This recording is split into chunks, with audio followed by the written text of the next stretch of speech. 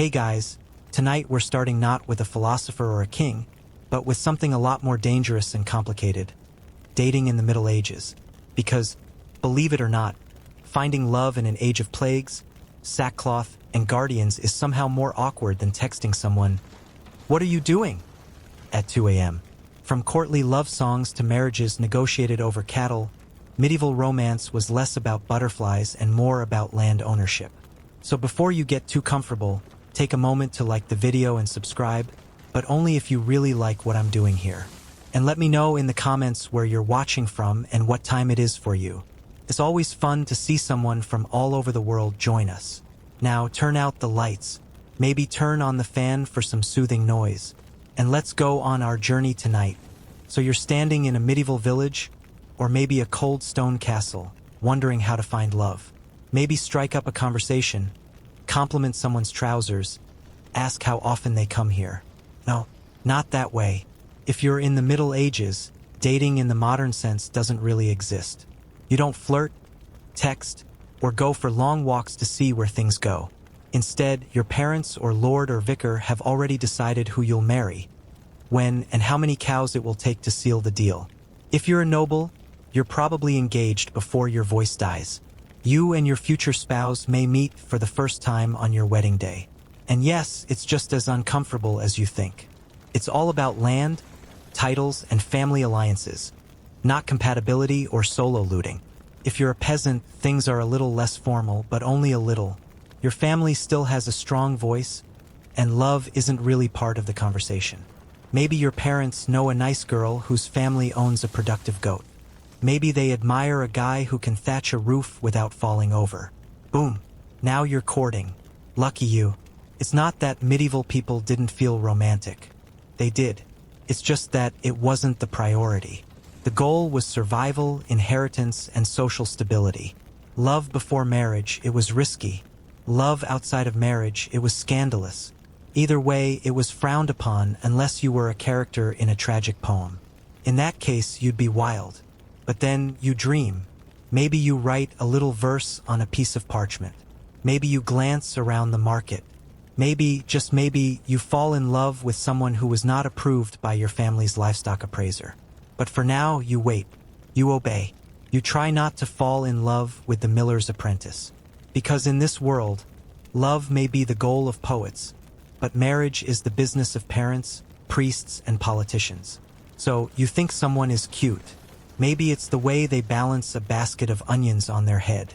Maybe it's the confident way they brush mud off the carpet.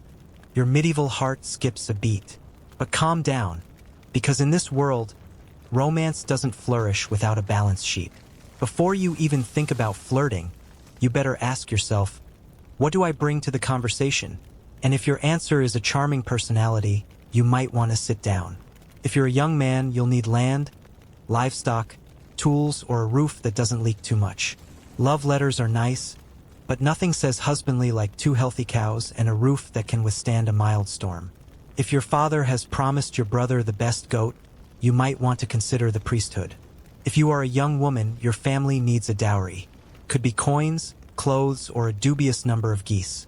It doesn't matter how witty you are. If your family can't pay, you might have a hard time perfecting your embroidery. Now, let's say you really like someone who makes your hardened heart flutter. You lock eyes with the well. There's a spark. How romantic. How poetic. Completely irrelevant, because unless your family is on equal footing financially, you might as well fall in love with a cloud. If you are highborn, it's worse. Your marriage is tied to land, borders, and political favors. You are more than a human being. You are a walking pact. Congratulations. Even peasants are not safe. Marriage is practical. You don't marry for butterflies. You marry because your pigpen borders someone else's wheat field. You dream of passion. You accept irrigation rights. And you try anyway. Maybe you give a small gift, a carved spoon, a handful of berries, or your prettiest cracked goblet.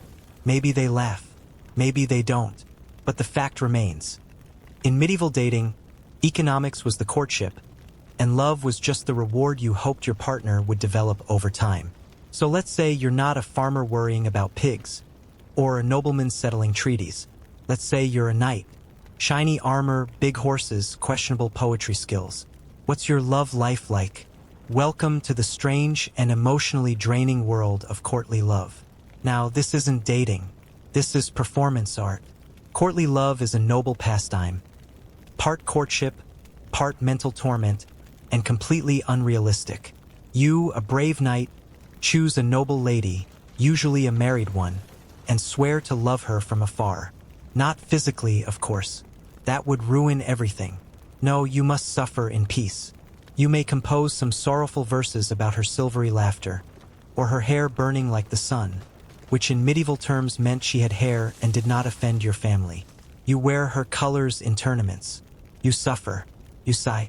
Occasionally you duel someone just because he glanced at her too long. The lady's role?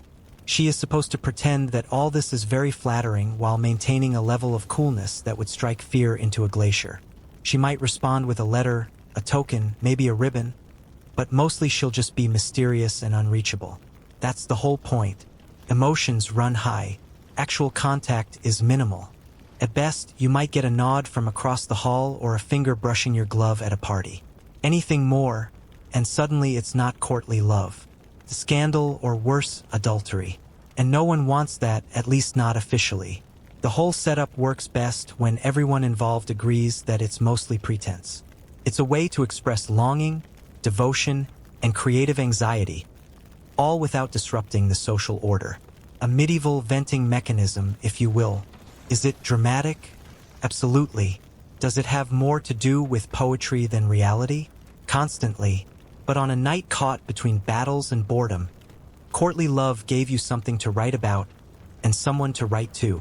Now, you might be thinking, come on, surely there's still room for private encounters. Whispers on the porch, a stolen glance in the moonlight? Nope.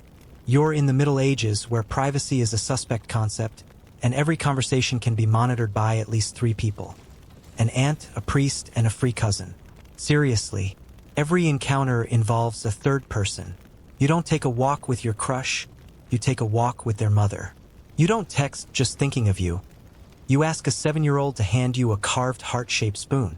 And if she gets it wrong, sorry, you've just proposed to your cousin. Personal space is all but forbidden. The church and the community ensures that any romantic gesture is censored and monitored more closely than airport baggage checks. Even love poems. Yes, love poems. If a love poem is a little dreamy or contains some hidden meaning, you might be questioned by the local priest or worse, called to explain yourself before the community. Where no one can actually read poetry, but everyone is very good at interpreting. Sending a love letter, therefore, becomes an almost illegal act. Not because of the content, but because of the consequences. Who delivers it to you? A close friend? No. A loyal servant? Not likely. Often you have to rely on the most unlikely of characters. A naughty child, a busker, or a neighbor who is too free. The letter may not arrive at its intended destination, and if it does, it will likely be read aloud at the family dinner table as entertainment. And if the content of the letter is a little too passionate, you will be seen as a threat to the peace of society. It all comes down to one simple fact. Love in the Middle Ages was like playing chess in the fog. Every move was watched, and you were never sure who was watching from behind the curtains. And so, with all the eyes watching, all the whispers muffled by the church bells, you tried to love. Ambiguously, cautiously, in a church-sanctioned way, but only if there was a third person nearby. But the world isn't always as cold as a church bench. On some special occasions, like a village festival, the strict wall between affection and public supervision suddenly blurs a little. Just a little, but enough to give a little wind to the heart that's beating under the thick linen. Medieval village festivals were like modern-day social media, where everyone showed up, dressed as best they could, or as little as possible, and pretended not to notice each other, while secretly scoring each other from head to toe. Folk games, silly as they may sound, they're the ultimate romantic communication tool. Sack racing? A great way to legally fall for each other. Catching a fat pig? A great opportunity to show off your physical skills and perseverance in front of your special someone. Throwing a ring into a bottle? If you win, you're a hero. If you lose, you can still ask her to show you how to throw it correctly, win-win. And then there's the maple dance, yes, an activity that seems to be reserved for children tying ribbons around poles. But in fact, this is one of the very few permissible moments of physical contact that society can turn a blind eye to. While feet glide rhythmically around the circle, hands touch, eyes meet eyes, two people can secretly breathe in unison under the random supervision of some auntie 3 meters away, of course. The wonderful or weird thing is, everyone knows what's going on. But by some unwritten social convention, everyone will pretend not to see. They still look, still remember, but they will temporarily forget. As long as you don't overstep, don't make a glance too long, don't make a turn too flirtatious. So the festival is not just a time to rest, eat, and slip on the mud. It is a stage where the heart is allowed to perform a little play, an audition for love in the very short time when society is busy, eating and grilling. We've talked about furtive glances, hand-to-hand dances, but you know what's not furtive at all? Marriage. Well, in the Middle Ages, marriage wasn't the sweet conclusion to a love story, it was more like a contract to buy a talking cow. A cow that would occasionally produce heirs. How poetic. In the eyes of society then, marriage was a financial transaction conducted by two parties who weren't directly involved emotionally. The parents were the negotiators, the cattle were the means of payment, and the bride was, to put it mildly, a small economic vessel packaged with a dowry of cloth, a few coins, and sometimes even a tiny plot of land. The reason for marriage? Not for the thrill of the moment, but for financial stability, family alliances, and of course, cows. If a girl gets married, the first question will be, where is the dowry? Not do you love me? The price of the bride is as flexible as the stock market. Customs vary from region to region. In some places, the bride's parents have to prepare a large sum of money to marry off their daughter. In others, the groom himself has to pay, as if buying the right to be responsible for her for life. There are even cases where the bride's family does not have enough assets. No problem, the groom's family will gradually deduct them from the bride's housework. Where is the love? Well, it may come later or never. Marriage, therefore, is not a connection of souls, but a connection of two property statements. People enter married life not to understand each other better, but to have enough people to inherit the fields and gardens. And if you think those weddings are not colorful, imagine. The bride walks down the aisle with her eyes down. The groom has never even seen his future wife's face until that morning. But everyone around is smiling, because the deal was a success. It's as if the heart is not the birthplace of love, but the accounting books. If you think medieval marriage was a cold union of property and livestock, well, imagine love in a monastery. Yes, a place where love was strictly forbidden, where every heartbeat had to be turned into prayer. That's where some of the most romantic and troubling love stories flourished. Monks and nuns were, ideally, married to God. But as anyone who has lived in a closed environment with strict rules and absolute segregation of the sexes can tell you, the more forbidden, the more it tended to happen. Instead of I love you or I miss you, they wrote each other theological poems. Yes, poems. Rhyming with metaphors, weaving sacred devotion into private feelings. A roundabout but very medieval way of saying, my soul yearns for your light, as my soul yearns for salvation. Sound romantic? The church doesn't think so. There are monasteries that have discovered nests of love letters. Nests, handwritten, hidden, passed around, on bookshelves or holy plates. In some cases, monks and nuns secretly met, sometimes in the cellar, sometimes in the middle of a prayer session. Dangerous? Of course. Being discovered meant a scandal for the entire parish. Punishment could be exile to a remote place or public penance before the entire community. That is, reading out loud your sins in a packed church, and then asking for forgiveness while others whisper. However, there are also couples who choose a special unworldly path, leaving the monastery, renouncing their vows, and getting married. It's not easy, it's not blessed, but for them, it may be the only option for love to survive the stone walls and rules. These love stories are often not fully recorded. but the clues remain in letters, in poems, and in penitential texts meticulously copied by those who are curious. So, behind the simple robes and thick walls of the monastery, there are still throbbing hearts. Love, in the forbidden place, does not disappear. It only knows how to whisper. We've gone through forced love songs, transactional weddings, and monastic love poems. But if you think that medieval marriages were done with the wedding ceremony, then here's to a more challenging phase. Life after marriage. Divorce? Sorry, not in the dictionary back then. Once married, you had two choices: live together or endure. And most of the time, endure. Not because someone was bad, but because you didn't get to choose the other person in the first place. Most marriages were arranged, like, there's that piece of land, marry me to keep it. So if there was a little tension, discord, or simply incompatibility, they couldn't break up.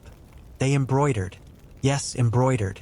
Embroidery was not just a repetitive task to kill time, but also the silent language of resentment.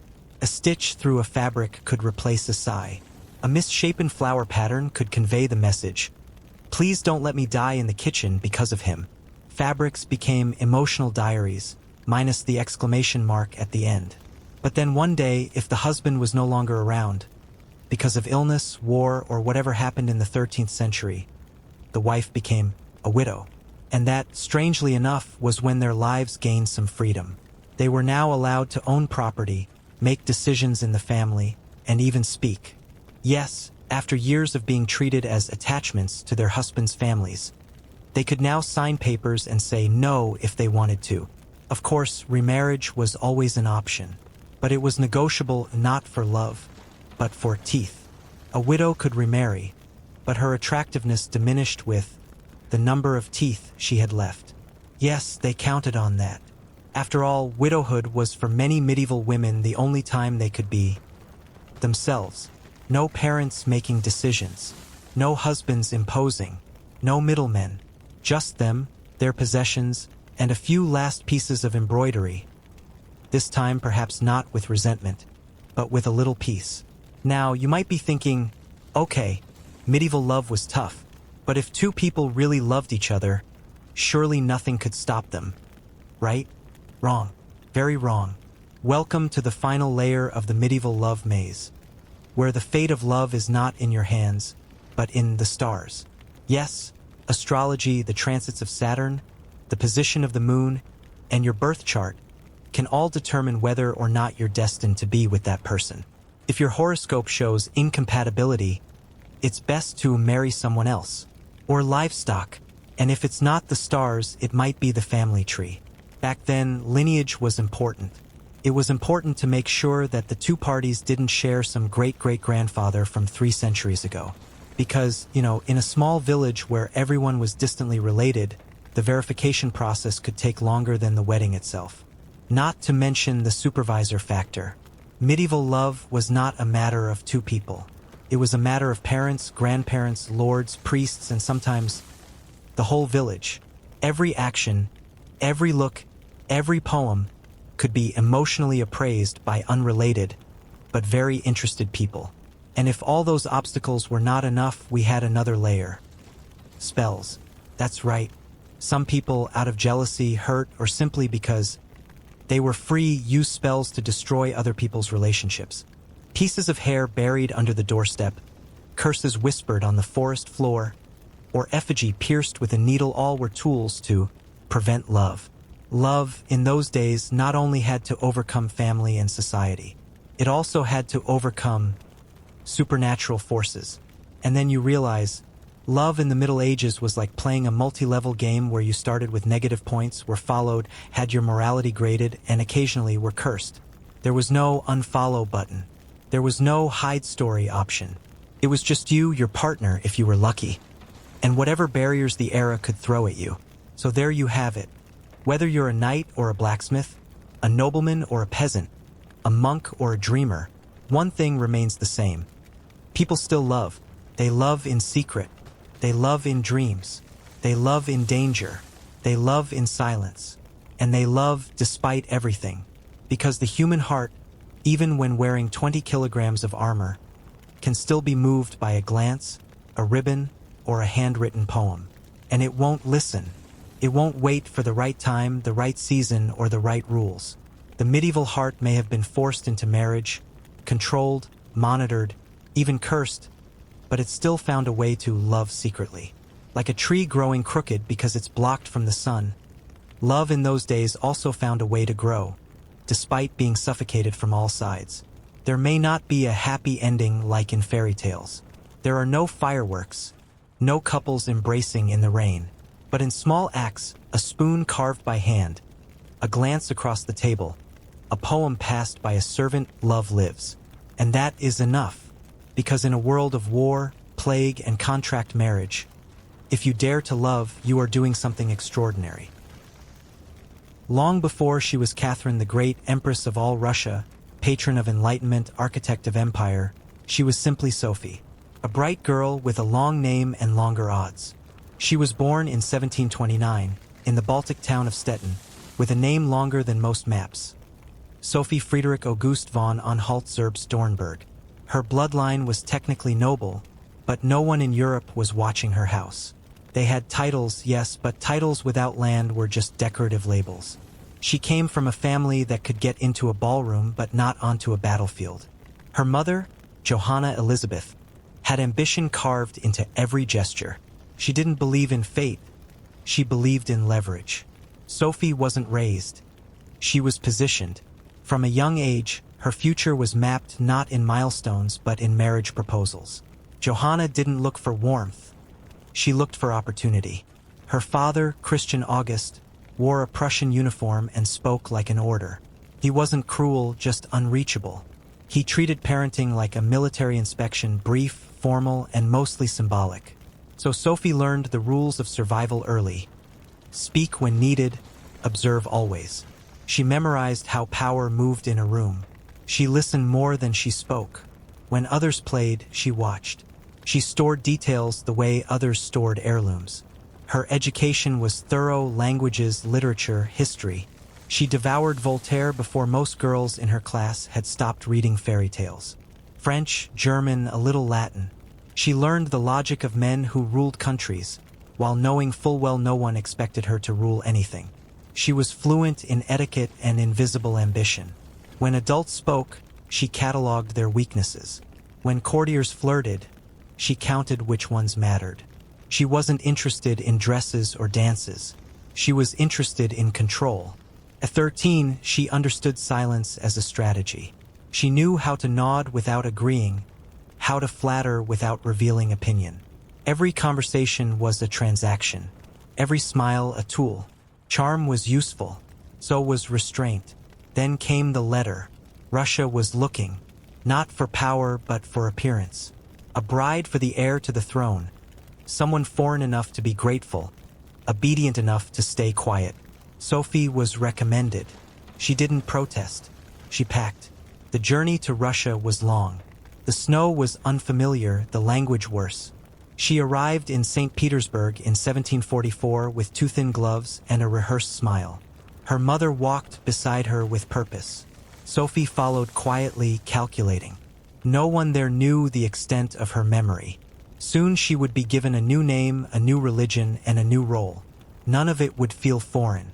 She had already shed versions of herself before. Identity was negotiable. Intention was not. No one in the Russian court saw her coming. They assumed they were importing a decorative wife. But she had read enough to know that royal wives were often underestimated. And underestimated people had room to maneuver. What began in the drawing rooms of a small German duchy would not stay there. Because Sophie had studied more than books. She had studied power. She didn't need a prophecy. She just needed time.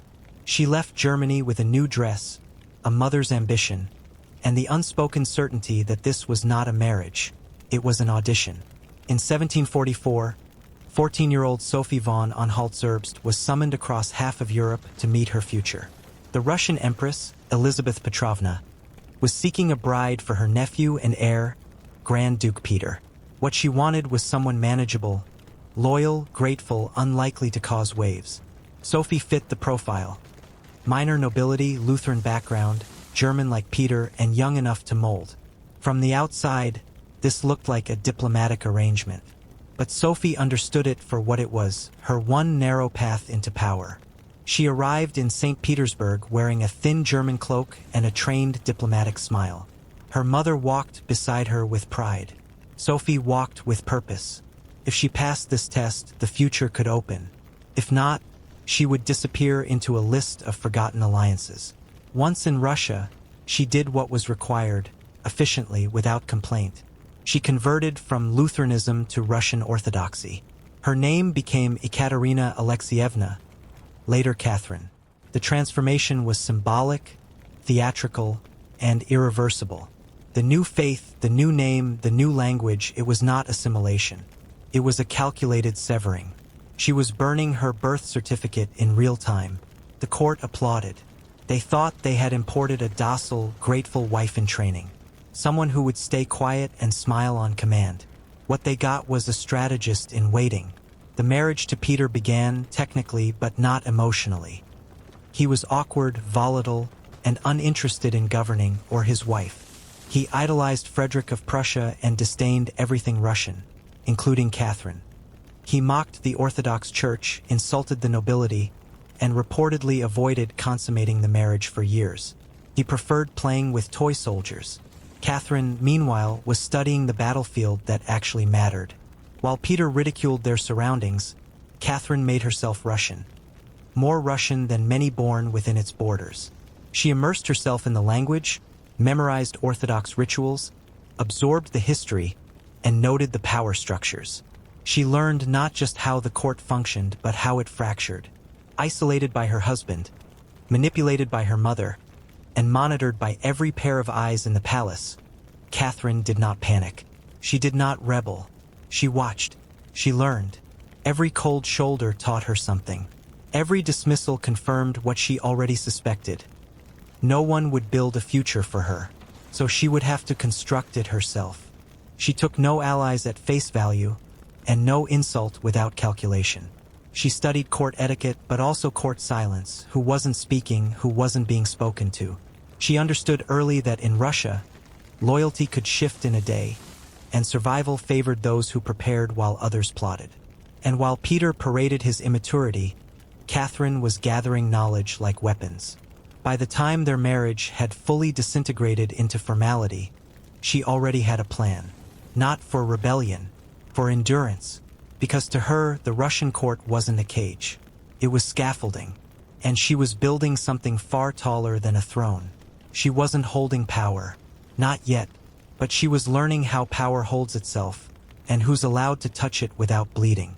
If the Russian court had a national sport, it was betrayal. Whispers were currency. Favor was lethal. And Catherine, still technically a foreign teenage wife with no real standing, had just been dropped into the middle of its most dangerous arena. Her marriage was ornamental. Her title was conditional. And every eye in the palace watched her like a loaded question waiting for the wrong answer. This wasn't about who you married or what you wore or how you curtsied. It was about who you spoke to after dinner, who stood a little too close, who didn't stand close enough. The court of Empress Elizabeth was a glittering trap, polished to perfection and sharpened at the edges. Every maid could be a spy. Every priest might report. Every conversation had a listener, and Catherine quickly realized silence was the safest form of self-defense.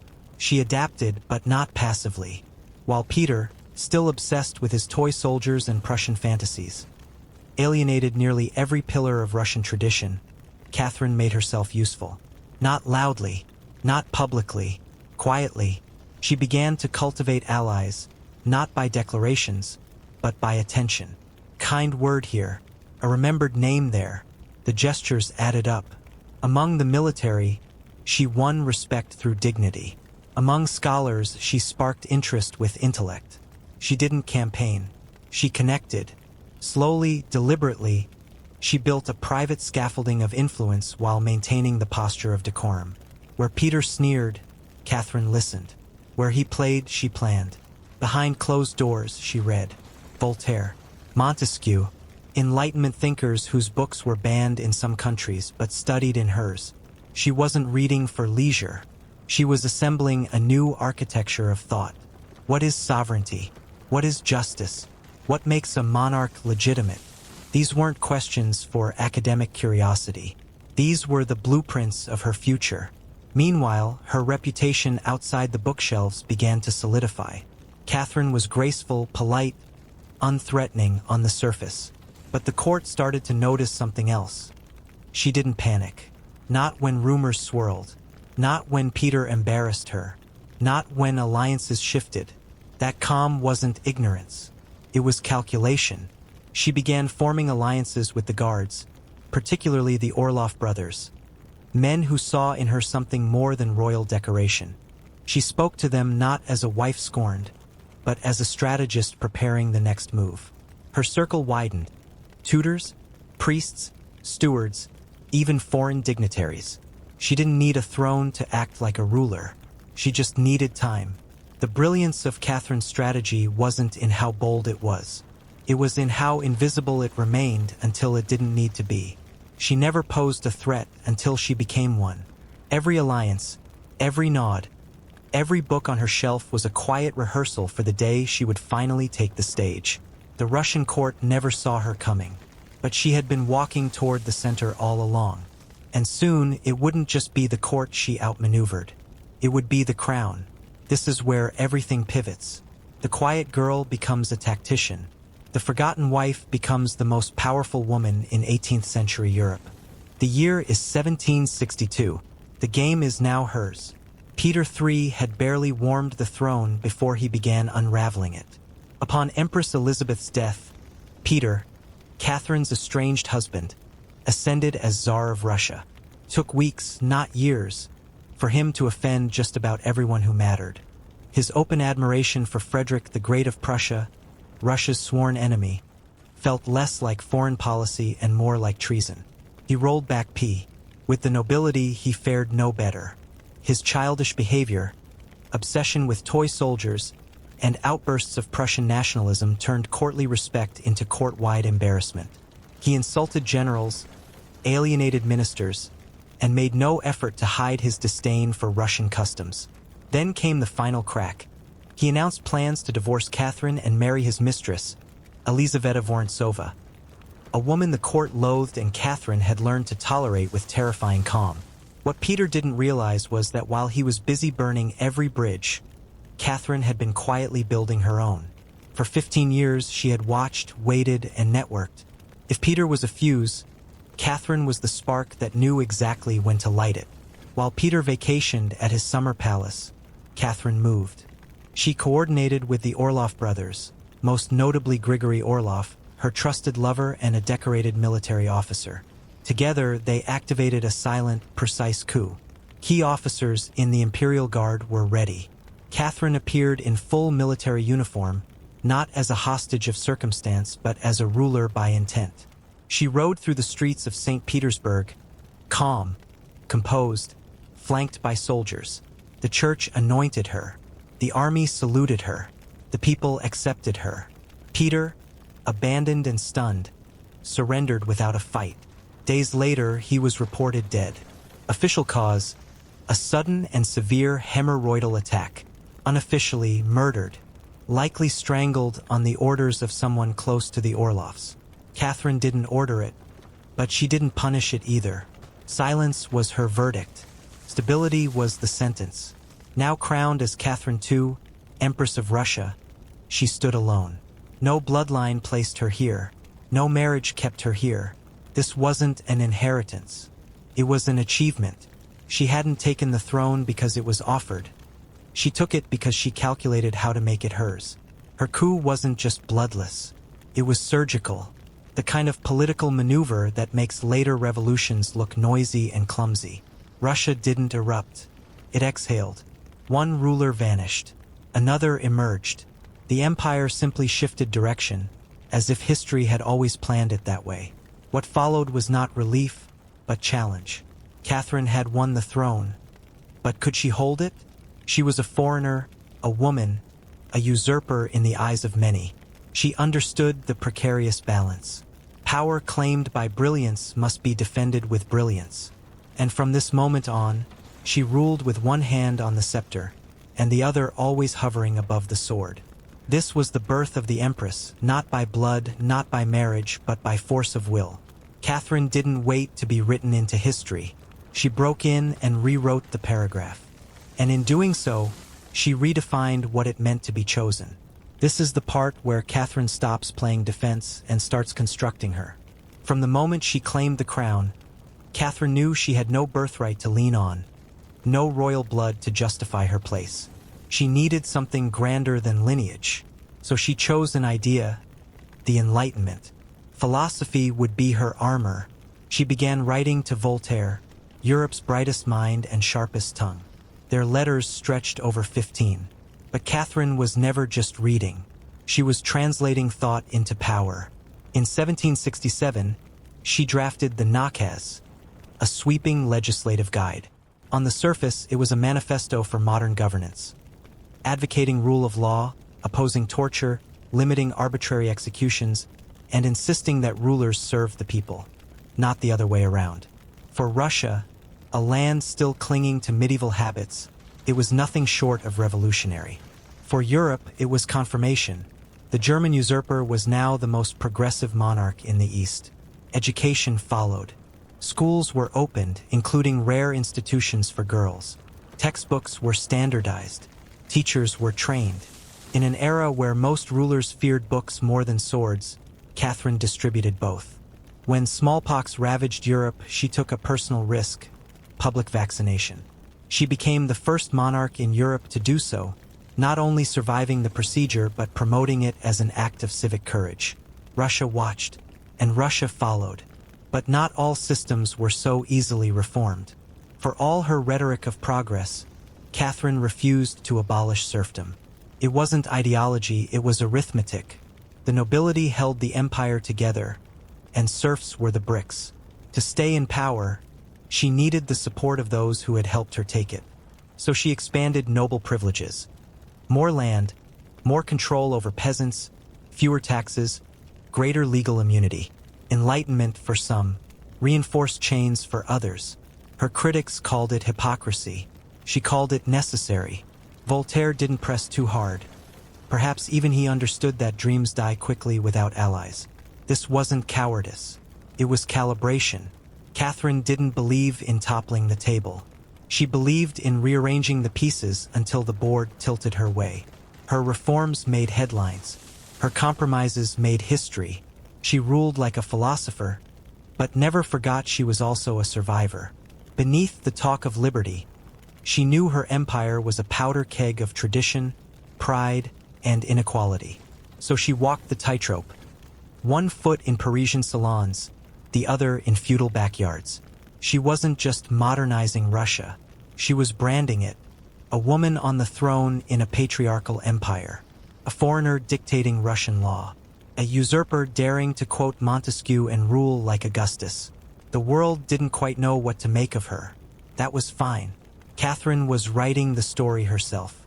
Enlightened in theory, ruthless in practice, Russia's future was being drawn not just on maps, but in letters, policies, and textbooks. And behind every new decree stood a woman who had read every argument, then decided which ones to implement and which to shelve for later.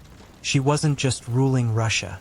She was rebuilding its reflection, one that looked progressive in the mirror, even if the foundation stayed unchanged beneath the floorboards.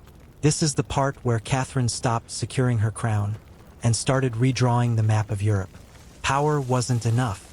The empire itself had to grow. From the moment she settled into power, Catherine understood that legitimacy was her first target, the Ottoman Empire. For centuries, Russia had been boxed in, landlocked. 2 wars followed, 1768 to 1774, and 1787 to 1792. Under generals like Alexander Suvorov and the formidable Grigory Potemkin, Russian forces crushed Ottoman resistance. The spoils were massive: Crimea, swaths of the northern Black Sea coast, and the creation of Sevastopol, a naval city built from scratch, destined to become Russie. But war wasn't her only tool. Catherine wielded diplomacy like a scalpel. In the West, she turned to Poland not to conquer it, but to dismember it slowly. Alongside Austria and Prussia, she orchestrated the partition of the Polish-Lithuanian Commonwealth in three devastating stages: 1772, 1793, and 1795. By the end, Poland was gone from the map. Russia walked away with millions of new subjects and fertile lands. Belarus, parts of Ukraine, Lithuania. No siege, no invasion, just signatures, threats, and a talent for exploiting chaos. Catherine didn't just crush kingdoms with armies. She collapsed them on paper. But conquest means little without control. Catherine knew that taking land was easy, keeping it required architecture. So she built systems. New provinces, appointed governors loyal to the throne, implemented Western-style bureaucracies, and extended the Orthodox Church's reach. Forts were raised, schools opened, and whole regions Russified within a generation. And she didn't just govern these lands. She populated them. Entire communities of Germans, Poles, Greeks, and others were invited to settle in southern Russia. They were offered land, tax breaks, and the promise of prosperity. In return, they brought agriculture, trade, and permanence. Cities like Odessa, Kherson, and Ekaterinoslav weren't just settlements. They were imperial outposts in Catherine's southern vision. This wasn't opportunistic. It was orchestral. Military conquest played the overture. Diplomacy added harmony. Colonization and governance kept the rhythm. Catherine didn't just win wars. She converted victories into systems, and systems into permanence. By the end of her reign, Russia wasn't merely a northern empire. It was a continental giant. The numbers spoke for themselves. A territorial leap from 15 to over 20 million square kilometers. A strategic grip on the Black Sea, new influence in Central Europe, and a global posture on par with Britain, France, and Austria. Russia no longer looked inward. It stared down rivals across every frontier. Peter the Great opened a window to the west. Catherine tore down the wall and built a balcony. Her ambition wasn't subtle, and it wasn't apologetic. She expanded the empire not as a steward, but as its architect. This was the transformation. From a woman seizing power to one shaping destiny. The Enlightenment Empress became the imperial sovereign. And where her ink could not reach, her armies did. She didn't just expand borders. She expanded history itself. Before the Enlightenment crown and imperial ambition, there was something far more controversial: desire. Catherine's love life didn't shadow her rule. It illuminated its complexity. She was powerful, brilliant, relentless. And yes, she had lovers. Many, often younger, often handsome, often politically useful. These relationships weren't private indulgences. They were strategic alliances crafted in silk sheets and candlelit parlors. Catherine didn't just rule with her mind. Sometimes she ruled through the heart, hers and theirs.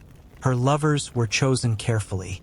Charm, youth, and obedience were baseline. But loyalty and usefulness? Non-negotiable. Once in her orbit, a favorite could rise faster than any bureaucrat. Titles were granted. Estates were gifted. Honors fell like spring rain. And when their time ended, as it always did, they departed with dignity, pensions, and sometimes a palace. Catherine wasn't sentimental, but she wasn't cruel either. It wasn't romance. It was governance through intimacy. Among them all, one man stood apart: Grigory Potemkin.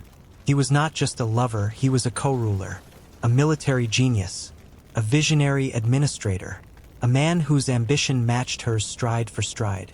Some say they secretly married. Others argue they didn't need to. The bond was already sovereign.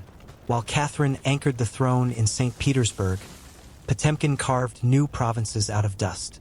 Crimea, the Black Sea coast, cities like Odessa and Sevastopol, they weren't just strategic outposts. They were Potemkin's work, Catherine's will. Together, they didn't flirt with power. They built it.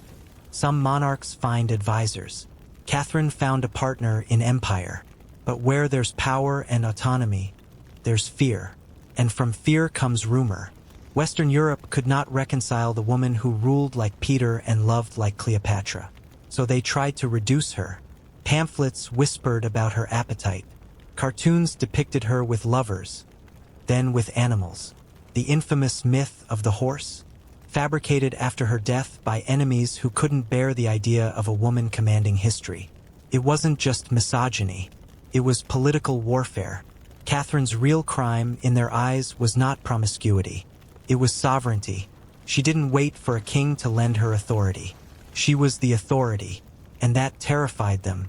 While male rulers paraded mistresses without consequence, Catherine's private life became a referendum on her morality. But the scandal never stopped her. She didn't shrink. She ruled with one hand and rewrote expectations with the other. Her lovers didn't weaken her reign.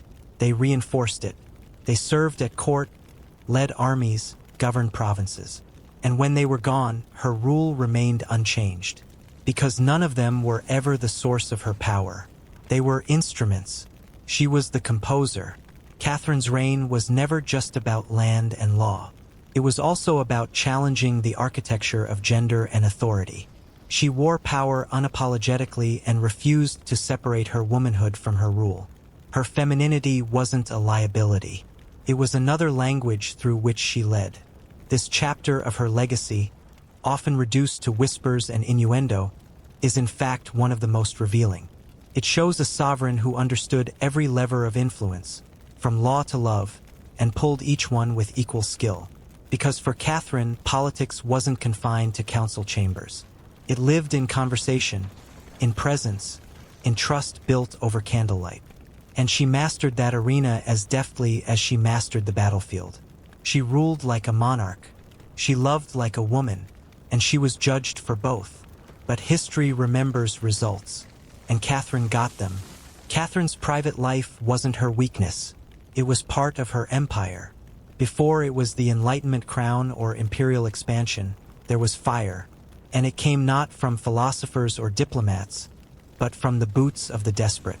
In 1773, the Russian Empire faced not a foreign enemy, but a man with a beard, a lie, and a following. His name was Emelian Pugachev, a former Cossack soldier, grizzled by frontier wars, disillusioned by imperial betrayal. He claimed to be Peter III, Catherine's overthrown and allegedly murdered husband. "I survived," he declared, "and I've returned to take back my throne from the foreign usurper."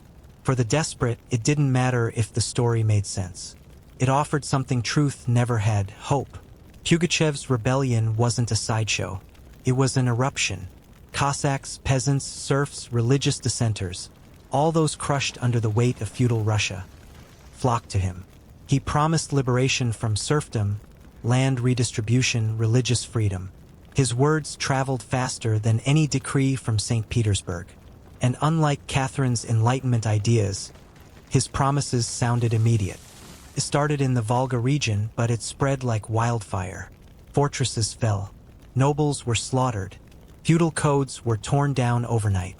It wasn't just a revolt, it was a full-blown insurrection. For the first time in her reign, Catherine's throne didn't feel secure. Her vision of a rational empire was burning in real time. And behind it all, a man in a peasant's coat shouted, "Russia belongs to us." This wasn't just a peasant uprising, it was a crisis of legitimacy. Could a German-born empress who seized power by coup truly claim the heart of rural Russia? Could Enlightenment ideals reach beyond palace walls into villages where people still lived like it was the Middle Ages? Catherine didn't answer with speeches. She answered with steel. She dispatched General Suvorov, brilliant, brutal, efficient. The imperial army crushed Pugachev's forces with methodical precision. Villages were torched. Supporters were executed. The rebellion, once mythic in its momentum, collapsed. In 1775, Pugachev was captured, paraded in an iron cage through the streets of Moscow, then publicly beheaded. His blood washing away any illusions that the crown could be challenged without consequence. But Catherine didn't stop with the man. She extinguished the hope, too. Whatever remained of her ambitions to reform serfdom died with Pugachev. Before the rebellion, she had flirted with emancipation. After it, she hardened. The nobility received expanded powers. Serfs became more tightly bound to the land. Surveillance intensified. Civil organization in the countryside was dismantled. Freedom was no longer theoretical. It was subversive. Catherine, the self-styled philosopher queen, now ruled like a fortress. And the Enlightenment? It remained in her letters, not her legislation. Pugachev's rebellion didn't just test her authority. It rewired it. She learned that idealism didn't stabilize empires. Control did. She would continue to sponsor education, collect art, and correspond with Voltaire. But in her policies, she became something else. Not the liberator of the peasants, but the guardian of order. Because the fire had licked too close. She ruled with enlightenment in her heart, and fear in her hand.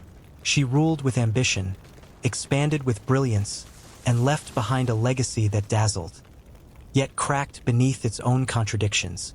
Welcome to the final chapter of Catherine's reign. In her later years, Catherine wasn't just expanding borders or crushing rebellions. She was sculpting an identity for Russia and for herself. No longer the usurper in a borrowed crown, she now stood as a patron of culture, a builder of schools, a correspondent of Enlightenment icons. The Hermitage, founded in 1764, began as a private gallery. By the time of her death, it had become one of the greatest museums on earth. Inside its halls hung Rembrandts, Rubens, and Van Dycks, silent witnesses to her appetite for beauty and power. Catherine collected more than art. She collected respect from a Europe that once laughed at Russian backwardness. But she didn't stop at walls and canvases. She opened schools, many for noble girls, an idea nearly heretical in 18th century Europe. She commissioned printing presses, funded libraries, and translated the words of Voltaire and Montesquieu into Russian syllables. Through letters, she remained a peer among philosophers. Russia, she insisted, could think like Paris and still rule like an empire, but not all her foundations were made of marble. While Catherine crowned herself with the Enlightenment, she anchored her rule in serfdom. Millions remained chained to the land, owned by landlords whose loyalty she needed more than reform. After the Pugachev rebellion, she abandoned any lingering dreams of rural liberation. Her vision of progress never touched the villages. She built museums in the capital and silence in the countryside. And then there was Paul, her son, her heir, her problem. Catherine distrusted Paul with a queen's instinct and a mother's dread. She found him unstable, erratic, too quick to anger, too slow to think. She excluded him from statecraft, kept him at arm's length from power, and reportedly toyed with naming her grandson Alexander as successor. In the end, Catherine died before making that move. Paul became czar, but only briefly. His reign ended with a dagger and a coup. Catherine had built a throne no one she trusted could inherit. So what was the sum of it? She gave Russia culture. She gave it borders. She gave it modernity encased in gilded tradition. But she also gave it silence where voices should have risen, control where freedom once flirted, and a fragile future no longer shaped by her will. She ruled with vision, but died knowing vision alone cannot shape the future.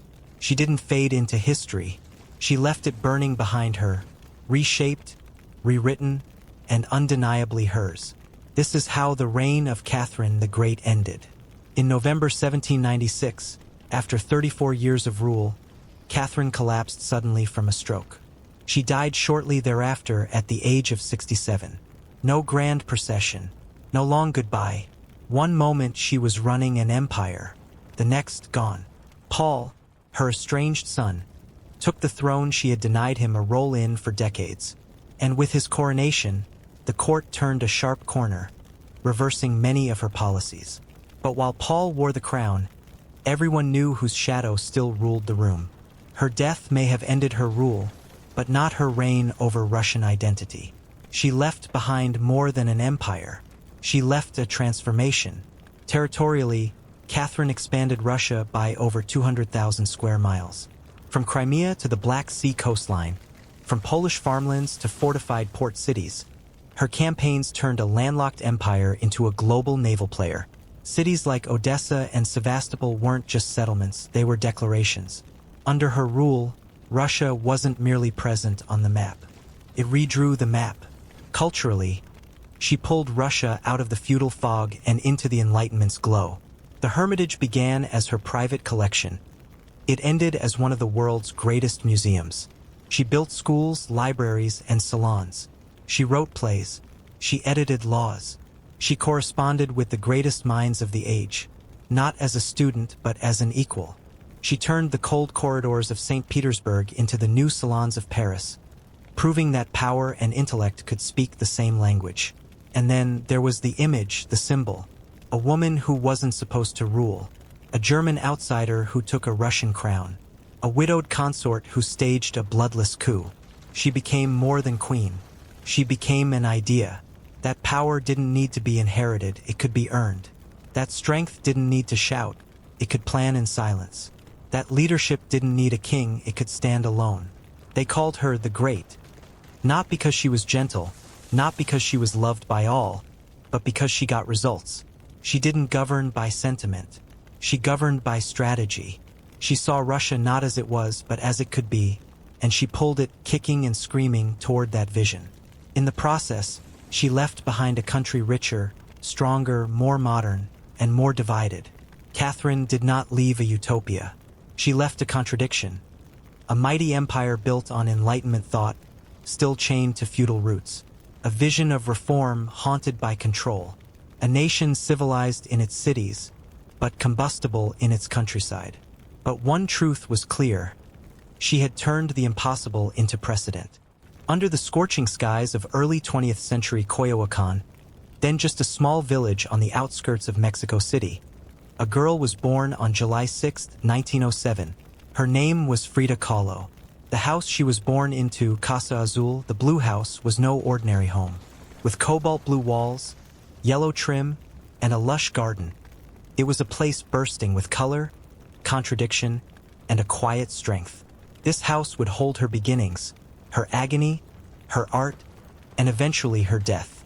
And in between, it would witness the making of a legend. Frida was born into a world of dualities. Her father, Guillermo Kahlo, was a German Jewish photographer with a keen eye for structure, detail, and symmetry. Her mother, Matilda Calderon, was of mixed indigenous and Spanish descent, devoutly Catholic, emotionally distant, and rooted in Mexican tradition. These two halves, European and indigenous, intellectual and spiritual, measured and mythic, collided within Frida. She didn't just inherit her father's talent and her mother's resilience. She inherited their contradictions and made them into her canvas.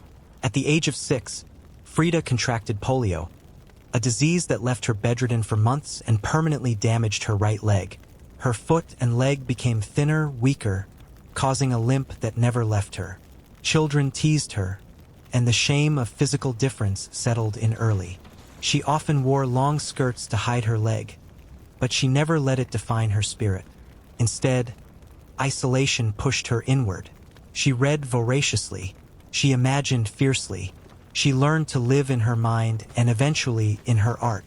Her father became her closest ally. While other girls were learning embroidery, Frida learned about photography, lighting, and perspective. Guillermo encouraged her to move, to paint, to stay mentally alert. From him, she absorbed not only technique, but the patience of an observer, the gift of seeing deeply and saying little. Art was not yet her path, but the seeds were quietly sown. Frida's earliest dream was not to become a painter, it was to become a doctor. She was determined to heal others, perhaps because she knew what it felt like to be broken. At 15, she was accepted into the National Preparatory School, one of Mexico's most prestigious institutions, and one rarely open to young women at the time. Among hundreds of male students, Frida stood out. She wasn't just brilliant. She was sharp-tongued, rebellious, and wildly curious. She joined a group of radical intellectuals called Los Cachuches, who debated philosophy, politics, and poetry. Frida was drawn to revolution, to ideas that broke rules and reimagined power. Even then, before the accident that would shatter her spine and reshape her fate, Frida was already sketching herself into the world, with sharp lines, bold thought, and a selfhood too unruly for anyone else's expectations. Her childhood was not soft. It was colored by illness, sharpened by intellect, and defined by difference. But it was from this mixture, this wild blend of culture, pain, and defiance, that the voice of Frida Kahlo began to rise.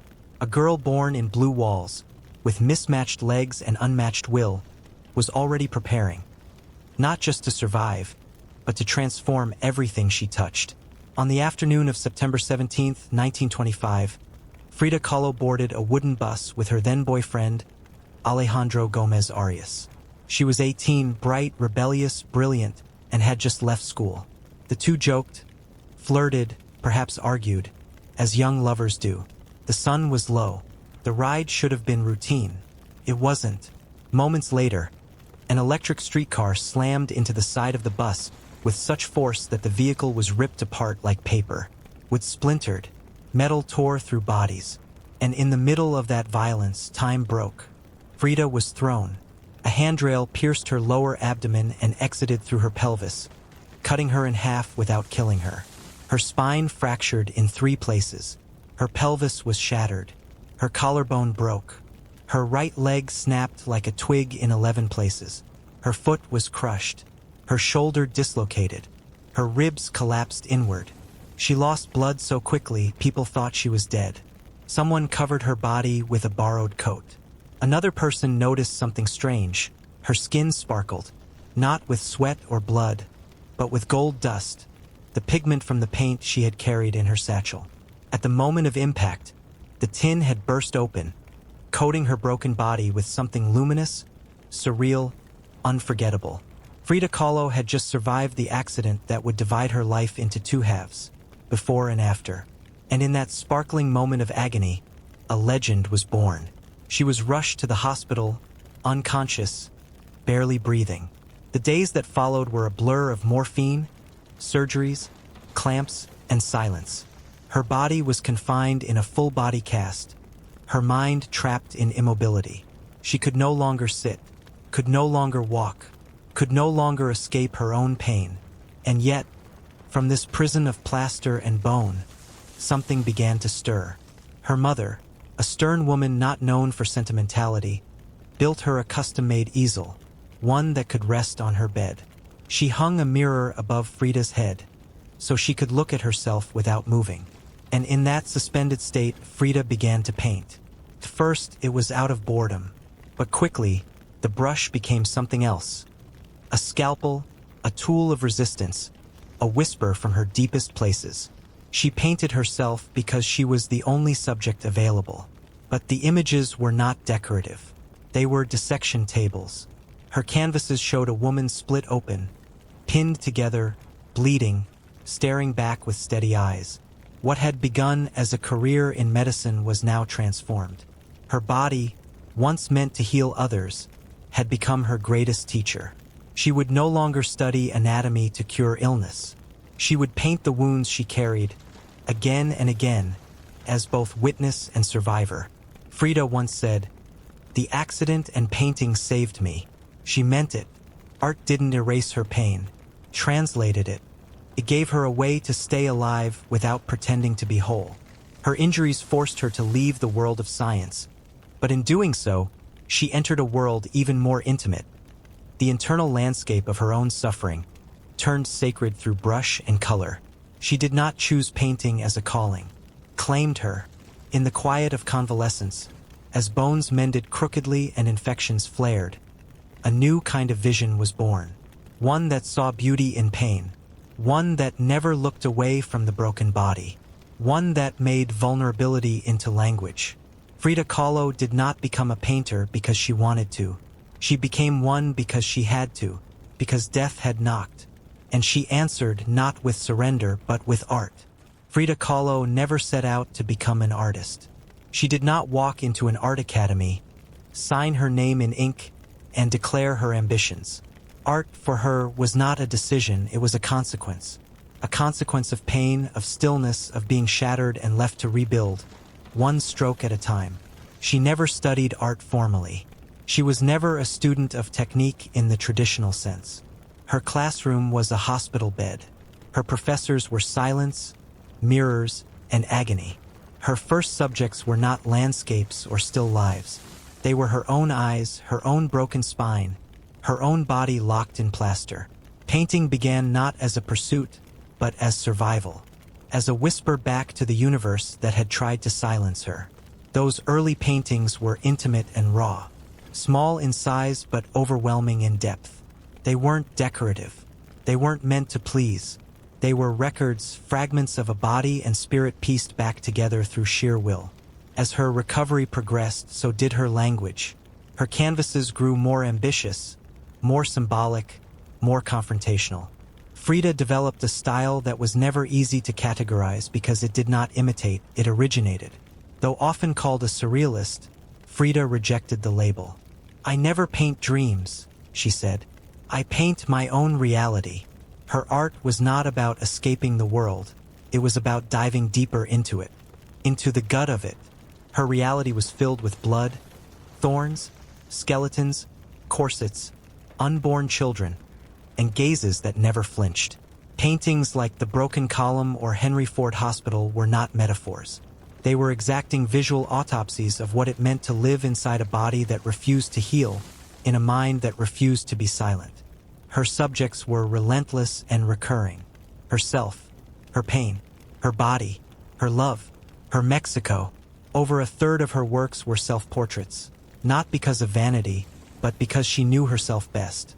And she needed to tell the truth about the 29 surgeries, about the miscarriages, about Diego's betrayals, about the isolation that comes not just from illness, but from being a woman in a world that demands your silence. In Henry Ford Hospital, she floats on a blood-soaked bed surrounded by symbols of grief, an anatomical model, a fetus, a snail, a fractured pelvis. She is naked, she is weeping, but she is also looking, always looking. She refuses to look away. That's what makes her work unbearable and unforgettable. Frida's paintings are not just about physical pain. They're about how that pain reshapes identity. Her art is a dialogue with the female body, not as something to be desired, but as something to be survived. She painted menstruation, abortion, infidelity, depression, and she did so without flinching, without apology, without asking permission. Her work is political, not in slogans, but in scars. She painted Mexico, too, but not the postcard version. Her canvases were rich with folk motifs, pre-Columbian gods, Aztec icons, and Catholic altars, all layered with blood and flowers. She wore Tehuana dresses and flower crowns, not as fashion, but as cultural armor. Her heritage wasn't background, it was foreground.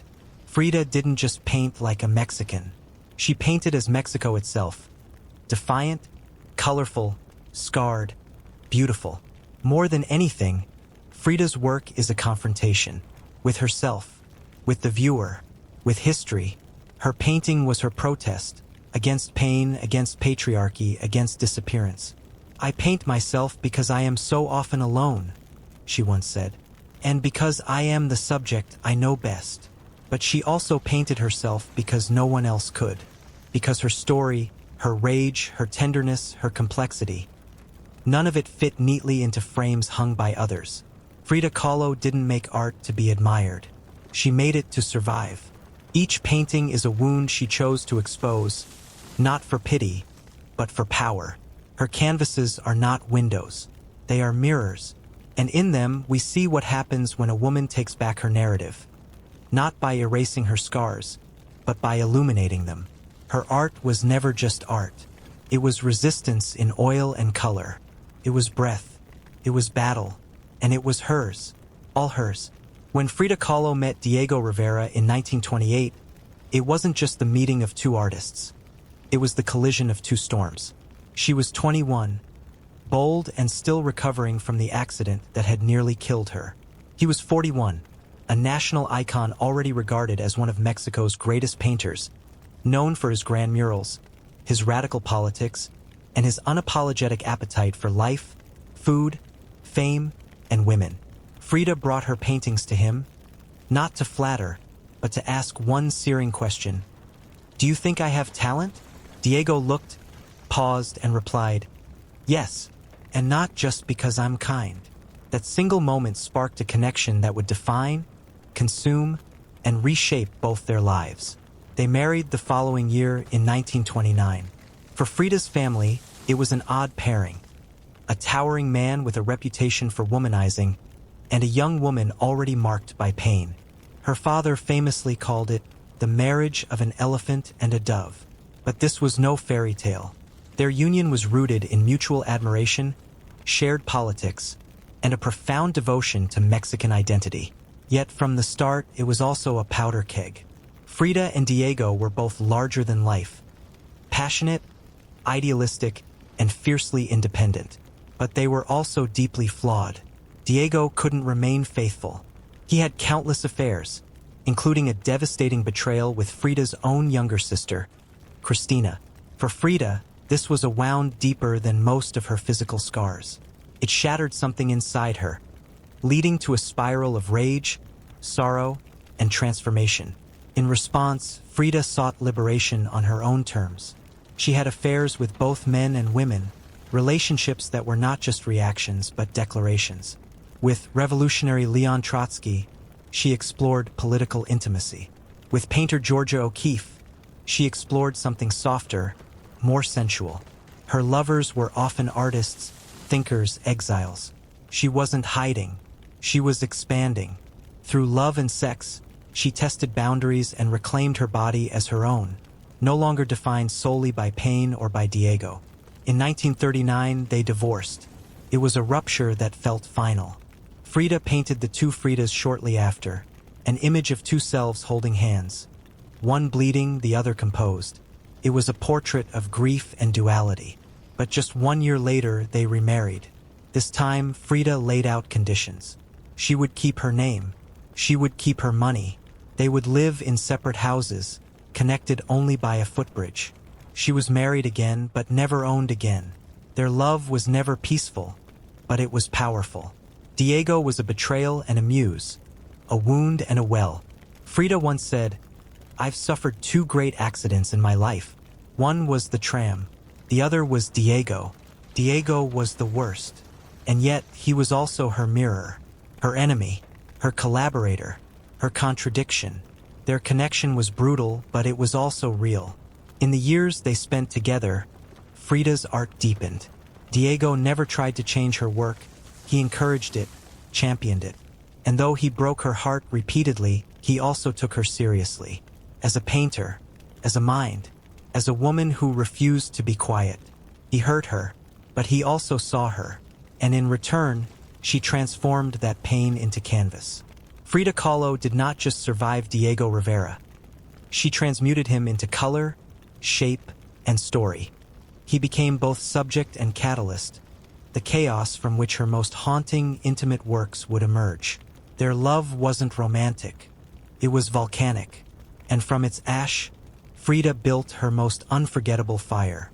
When Frida Kahlo followed Diego Rivera to the United States in the early 1930s, she stepped into a new world, not just geographically but ideologically. While Diego was celebrated as a muralist, commissioned by wealthy patrons and American institutions, Frida entered as a quiet observer. From San Francisco to Detroit to New York, she stood behind him in photographs, but in private, she was taking notes. She saw opulence, machinery, steel, but she also saw something missing.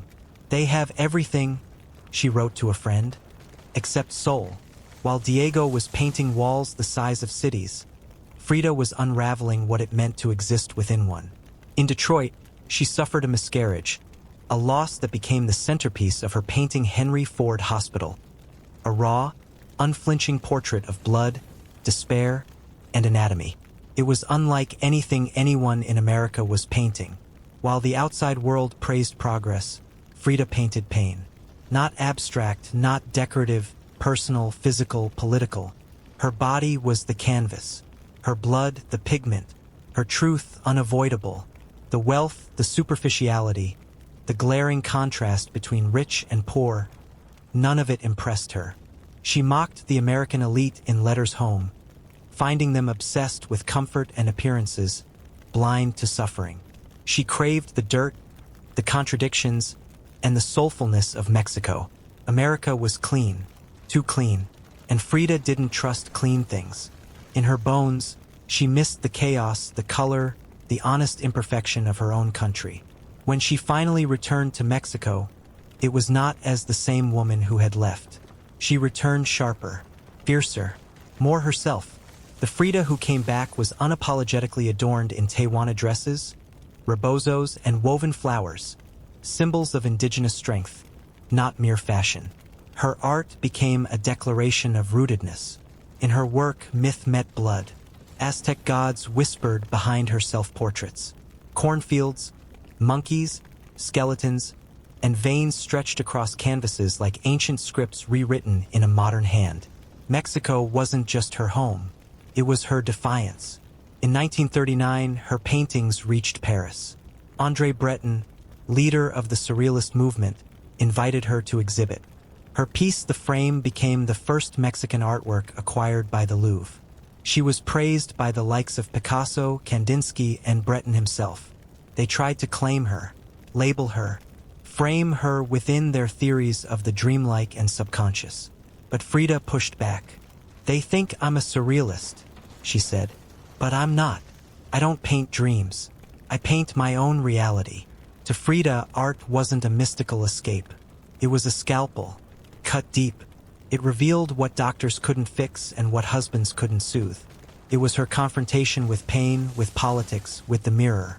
Her time in the US and France exposed her to global acclaim, but never swayed her convictions. While others saw Europe and America as artistic meccas, Frida saw places where truth was often disguised by fashion and theory. She didn't want to escape into style. She wanted to tell stories, raw, red, rooted. This chapter of her life marked a global turning point. The world started to see Frida, but more importantly, Frida saw the world and chose defiantly to remain herself. Her voice didn't shift. Her palette didn't fade. Her message didn't soften. She didn't leave Mexico behind. She carried it into every gallery, every canvas, every uncomfortable truth.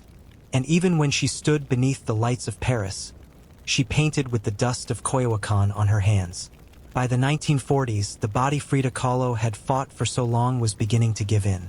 Slowly, painfully, and with every collapse of flesh and bone, her spirit rose stronger. The aftermath of her catastrophic bus accident, decades behind her, was still very much inside her. It had never left. Over the years, she had endured more than 30 surgeries. Metal rods, spinal fusions, failed grafts, bone infections, and endless nights of burning pain. Her spine had become a battlefield, and every inch of her frame was scarred from combat. Her health declined with a cruel rhythm. Days of bed rest turned into weeks, then months. Sleep became fractured. Infections became chronic. In 1953, her doctors gave her the news that felt like a final betrayal. Her right leg, already weak from polio and surgeries, had developed gangrene. It had to be amputated from the knee down. That loss sent her into a storm of despair. She wrote in her diary, not with self-pity, but with poetry, "Feet, what do I need you for when I have wings to fly?" But even then, especially then, Frida didn't retreat from life. She retreated into art. From her bed, surrounded by mirrors, canvases, brushes taped to sticks, and trays of paint, she created. She painted not with distance, but with proximity to death. Her works in these years pulsed with darkness, but not defeat. They spoke of resistance, of survival not just as endurance, but as protest. Her images became rawer, more symbolic, soaked in blood, politics, and sacred pain. The body broken, bound, crucified, but always watching, always conscious, always fighting back. In 1953, something monumental happened. Frida, after years of being overshadowed by Diego, was finally given her first solo exhibition in Mexico. The show was hosted by Lola Alvarez Bravo, a fellow female artist and a pioneer in her own right. But by that point, Frida could barely sit up. Her doctors forbade her from attending. Her body said no, but Frida said yes. She called for an ambulance. She was carried into the gallery on a stretcher, laid in the center of the room like a painting herself, draped in embroidered Tewana dress, flowers in her hair, a smile defying the morphine coursing through her veins. Frida welcomed her guests from a hospital bed. She drank tequila. She sang. She laughed. She became the art, the altar, and the fire all at once. That moment wasn't a performance. It was a declaration. I am still here. And then the final painting. Shortly before her death in 1954, Frida completed a still life, not of suffering, not of fractured bones or bleeding hearts, but of watermelon, red, ripe, joyful slices of life. The painting was called Viva la Vida, long live life. She inscribed in careful letters across a bright slice. It was the last thing she painted, and perhaps the truest, because even at the edge of death, Frida did not whisper. She roared color. She did not retreat into bitterness. She carved gratitude into fruit. She chose to leave the world not with a whimper, but with paint under her nails and a phrase that still echoes. Viva la vida. She passed away on July 13, 1954, at the Blue House in Coyoacán, the same home where she was born. The official cause was a pulmonary embolism, but those who knew her spoke of something deeper. She was tired of pain, tired of surgeries, tired of the war her body waged against her. A few days before her death, she had attended a protest against U.S. interference in Guatemala, her fist raised from a wheelchair. Revolution, even in her last breath. Her final diary entry was hauntingly simple. I hope the departure is joyful, and I hope never to return. Frida Kahlo did not leave quietly. Her funeral was held at the Palacio de Bellas Arts, Mexico's most revered cultural institution. Her coffin was draped in the red flag of the Communist Party. Friends, lovers, artists, and revolutionaries came to honor her, not just as a painter, but as a force. Diego Rivera stood over her casket, shattered. He called her the love of his life, a woman he had wounded, but who had loved him with more ferocity than he ever deserved. But Frida's greatest love was life itself. Not the soft, romantic kind, but the wild, bleeding, defiant kind. She painted through agony. She danced on one leg. She sang from a hospital bed. She left behind no apologies, only fire. In her final years, she became a myth, but not one made of fantasy. She was real, too real, and that's what made her eternal. Because Frida Kahlo didn't just survive pain. She made it sacred. Frida Kahlo died on July 13, 1954. She was 47 years old. The official cause was a pulmonary embolism, but those closest to her believed it wasn't just her lungs that gave out. It was a soul, exhausted from decades of fighting. Fighting pain, fighting betrayal, fighting the world's expectations and her own broken body. A few days earlier, she had marched in protest against the CIA-backed coup in Guatemala. In a wheelchair, her fist raised, her eyes sharp as ever, revolution still burning in her breath. Her final diary entry was only one line. It read, I hope the exit is joyful, and I hope never to return. Words soft in phrasing, yet thunderous in finality. Some whispered of suicide. Others chose not to speak it aloud.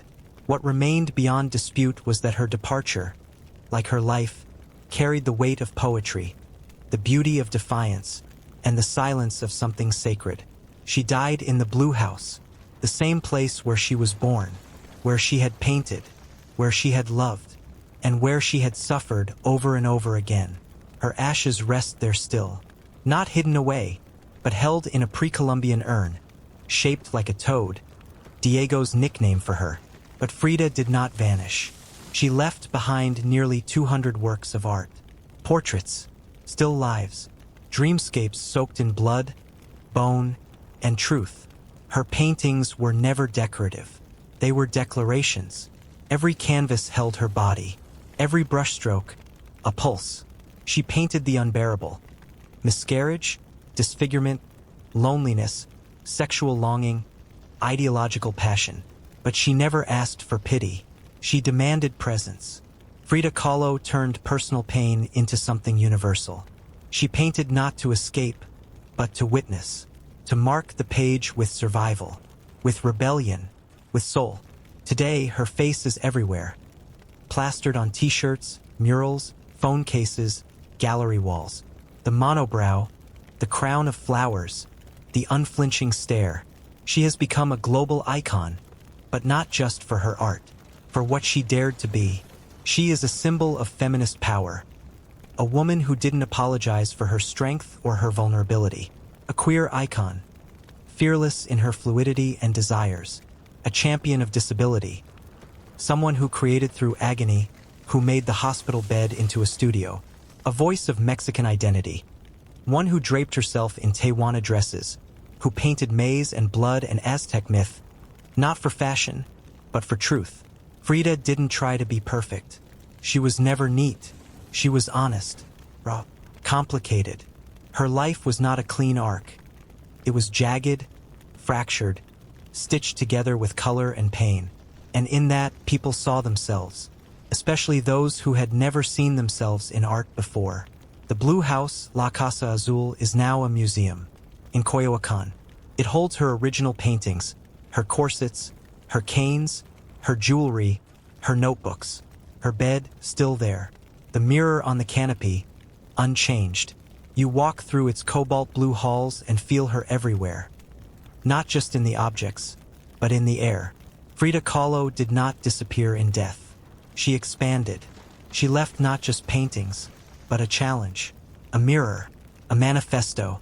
Dare to feel, dare to speak, dare to live out loud. In the end, she did not fade. She became eternal. Not because she was flawless, but because she was fire. Frida Kahlo was a painter, but that title no longer holds the weight of who she became. Over time, her work, her face, her defiance, crossed beyond the world of art.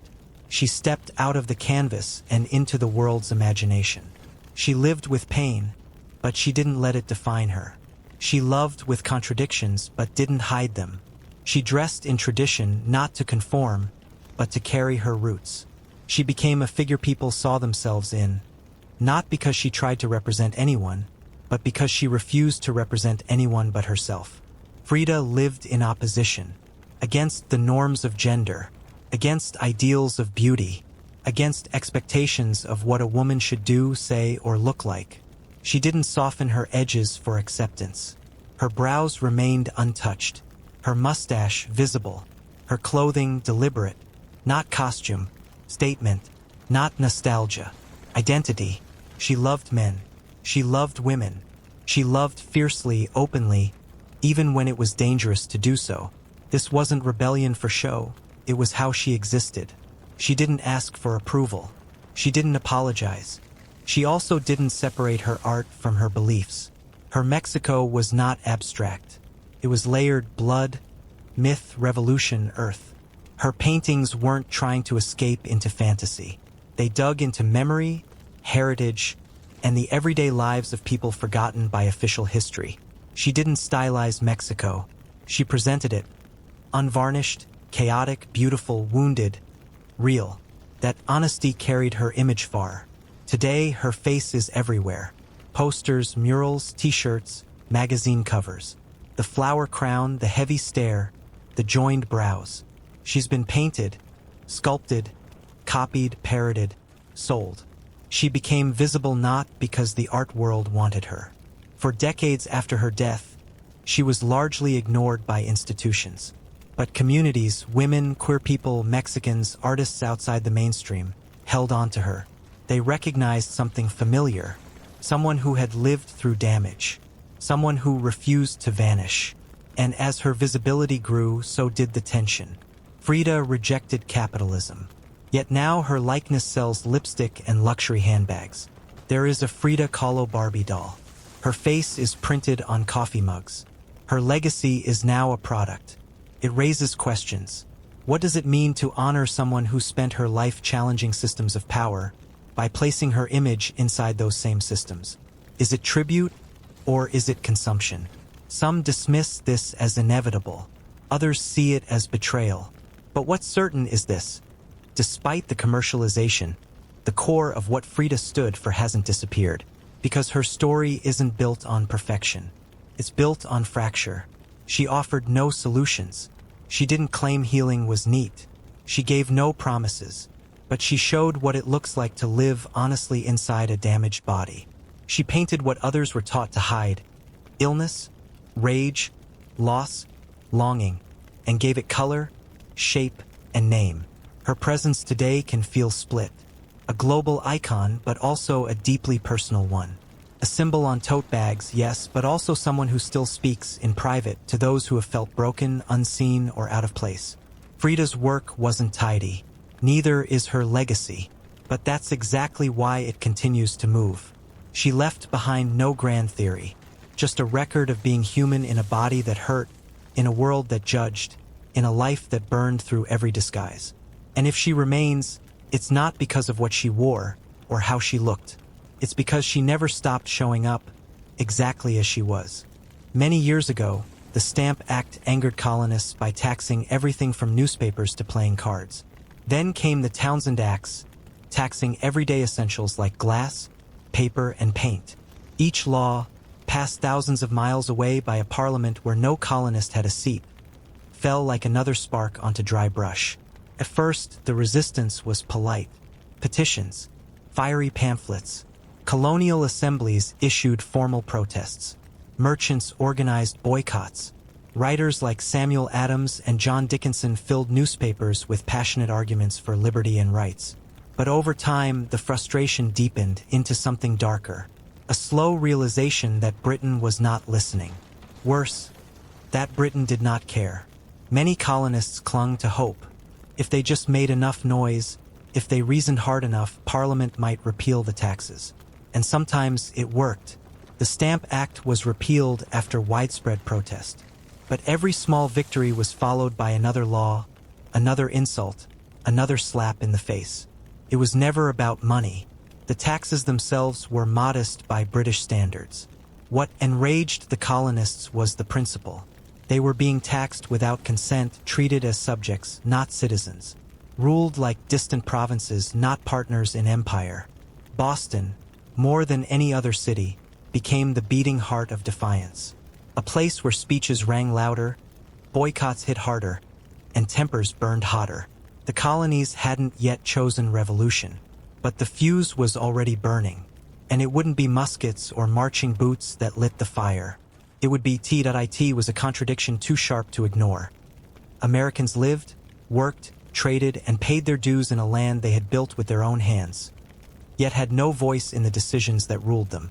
Every major policy, especially those involving money, was passed not in Boston or Philadelphia, but in London by men who had never set foot on colonial soil. Parliament imposed taxes from across the ocean, and the colonists were expected to obey without question. First came the Stamp Act of 1765, a tax on every printed document, legal contracts, newspapers, even playing cards.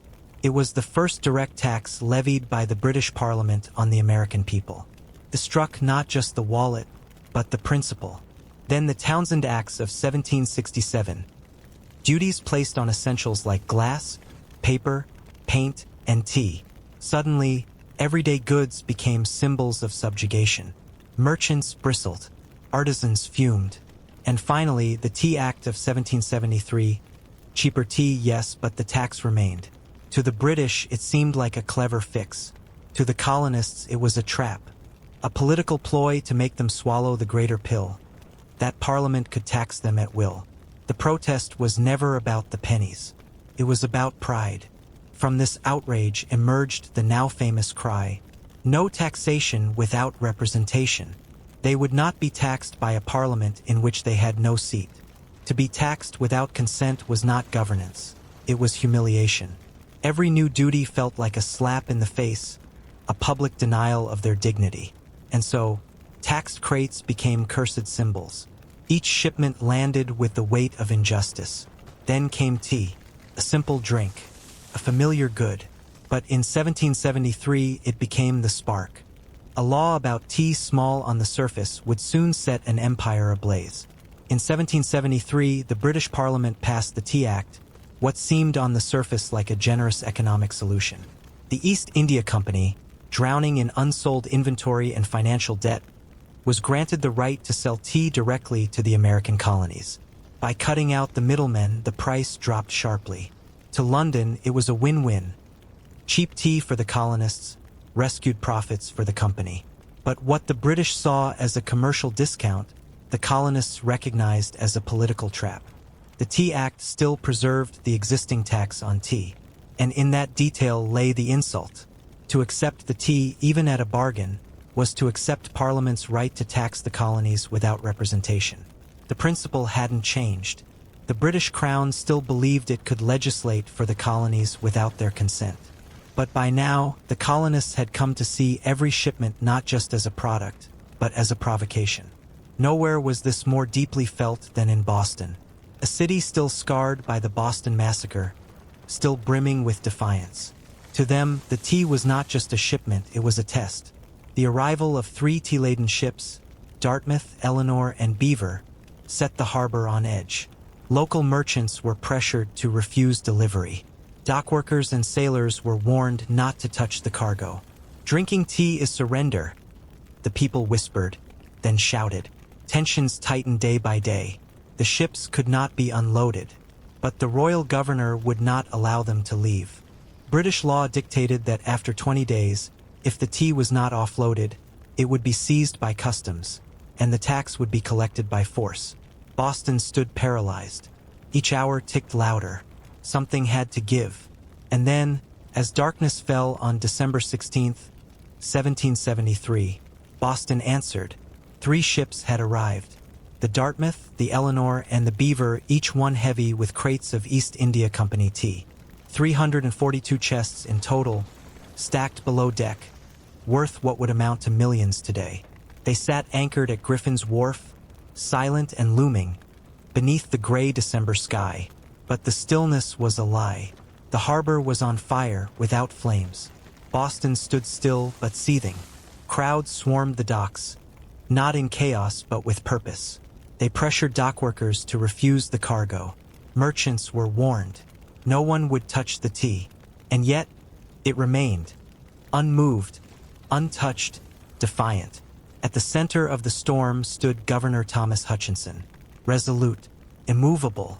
The tea, he declared, must be unloaded, and the taxes collected. British law allowed no exceptions, and under no circumstance would he permit the ships to return to England. His position was clear. The law would be enforced, no matter the consequences. Boston became a powder keg. The 20-day legal deadline was approaching. If the tea wasn't offloaded, customs could seize it, and the military could be ordered to enforce the tax by force. The people feared this moment, not just because of violence, but because submission would be written into law. As the countdown ticked, the city gathered.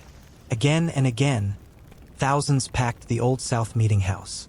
Farmers, merchants, tradesmen, apprentices. 5,000 people, an unimaginable number for the time, crammed into every corner and spilled into the streets. Every speech, every cheer, every vote carried the weight of history. The atmosphere was choking with pressure. The British soldiers posted outside watched, waited, did nothing for now. Inside the city, tension gripped every street. No one knew who would act first. The ships sat in the water like fuses. The people stood ready like dry powder. Boston wasn't just resisting, it was preparing. And then, on a cold December night, when waiting became surrender, Boston made its choice. History was about to hit the water. After weeks of debate, protest, and rising tension, the final gathering at Old South Meeting House ended with a single sentence from Samuel Adams. "This meeting can do nothing more to save the country." It sounded like a conclusion, but everyone in that packed hall understood. It was a signal, a quiet declaration that words had run their course. The time for action had arrived. Night fell on Boston like a lid. The streets were cold, hushed, watchful. Then they began to move. Roughly 100 men emerged from the crowd, their faces darkened with soot, their heads wrapped in cloth, their clothes disguised to mimic Mohawk warriors. It was not a true impersonation, no one was fooled, but a symbol, a casting off of old identities. These were not soldiers. These were sons of liberty. They moved quickly, silently, in small groups toward Griffin's Wharf. There, the 3 ships waited: Dartmouth, Eleanor, Beaver. They climbed aboard. With axes, mallets, and disciplined precision, They split open crate after crate. The scent of fresh tea filled the air. Chest after chest, 342 in total, was shattered, its contents dumped into the black harbor below. The sea frothed with leaves. The water swirled in dark spirals of bitter defiance. There was no looting, no chaos, no shouting. The sailors aboard the ships were not harmed. No fire was set, no rigging cut. The destruction was targeted, tea and only tea. It was not a riot. It was a message. Calculated, disciplined, unmistakable. When it was done, the men melted back into the shadows. No names were given. No one claimed credit. For years afterward, many who took part told no one. Boston woke the next morning to a harbor thick with the scent of protest. The surface of the water still glistened with floating leaves, like the ghost of a choice already made. The empire had been challenged, not by bullets but by barrels, not by armies but by silence. And in London, that silence would be heard like thunder. When news of the Boston Tea Party crossed the Atlantic, it hit London like a cannon shot. Parliament erupted. King George III was livid. To them, it wasn't a protest, it was open rebellion. A deliberate, calculated act of treason against the crown. There would be no forgiveness, no debate. Their objective was clear: crush this insolence, swiftly and without mercy. And so, in 1774, they passed what the colonists would soon call the Intolerable Acts, a suite of punitive measures designed to make an example out of Massachusetts and especially Boston. Officially named the Coercive Acts, they were anything but measured. The Boston Port Act was first. The harbor, the lifeline of the city, was closed until the East India Company had been fully compensated for the destroyed tea. No ships in, no ships out. Boston's economy, trade, and livelihood strangled. Next came the Massachusetts Government Act. The colony's self-rule was dissolved. Town meetings were outlawed. Power was transferred directly to the royal governor, effectively military rule in all but name. Then the Administration of Justice Act. Any British official accused of a crime in the colonies could be tried back in England, far from colonial juries. It was a license to abuse without consequence. And finally, the Quartering Act. British troops could now be housed in private homes, by force if necessary. The message was unmistakable. The empire would live among its subjects, and would not be questioned. But Britain had miscalculated. What they intended as a deterrent became a rallying cry. Rather than isolate Boston, they transformed it into a symbol. Wagons filled with supplies poured in from other colonies. Letters of solidarity arrived daily. Even those once hesitant now stood behind Massachusetts. Across the colonies, a realization took hold. If they can do this to Boston, they can do it to any of us. What had been 13 scattered territories began to sense something deeper. Shared fate, shared purpose. By trying to break Boston, Britain had awakened a continent. And the fire they sparked would be impossible to contain. The punishment aimed at Boston echoed far beyond Massachusetts. Across the 13 colonies, the reaction was swift, emotional, and unified. People who had never set foot in Boston now felt personally attacked. What the Crown intended as an example became a warning. A shared realization spread from New Hampshire to the Carolinas. If it's Boston today, it could be us tomorrow. From this anxiety, something new began to form. In September 1774, delegates from 12 of the 13 colonies, Georgia being the only holdout, gathered in Philadelphia. It was an unprecedented moment. Never before had so many representatives from the American colonies met under one roof. Names that would later be etched in history, George Washington, John Adams, Patrick Henry, now sat side by side, no longer just Virginians or Bostonians or Pennsylvanians. For the first time, they spoke as Americans. This meeting would become known as the First Continental Congress, and its decisions reshaped the political landscape. They agreed to enact a total boycott of British goods, not just tea, but everything from textiles to timber. Local enforcement committees were formed in each colony to make sure the boycott held firm. And then, in a bold statement of solidarity, they declared, "If one colony is attacked, all will rise in its defense." What had once been a loose alliance of neighbors became something more. A fragile but growing sense of national identity began to take root. They weren't declaring independence, at least not yet.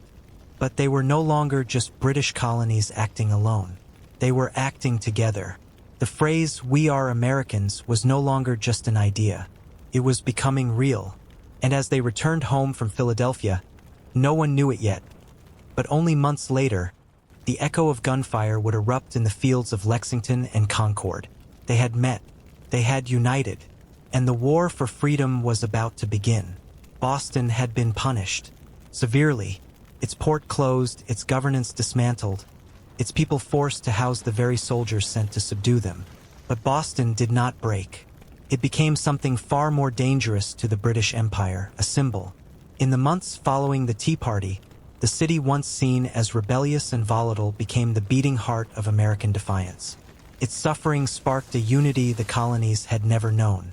And what began as punishment turned into purpose. The men who tossed the tea into the harbor had disappeared into the night, anonymous. At first, their identities were whispered only in private. But over time, those whispers became pride. Stories of that cold December evening spread like wildfire. They didn't steal. They didn't burn. They didn't hurt a soul. They simply said, "Enough." Boston had not just dumped tea. It had delivered a message. There was no declaration read aloud. No parchment signed under candlelight. But the act was louder than any speech.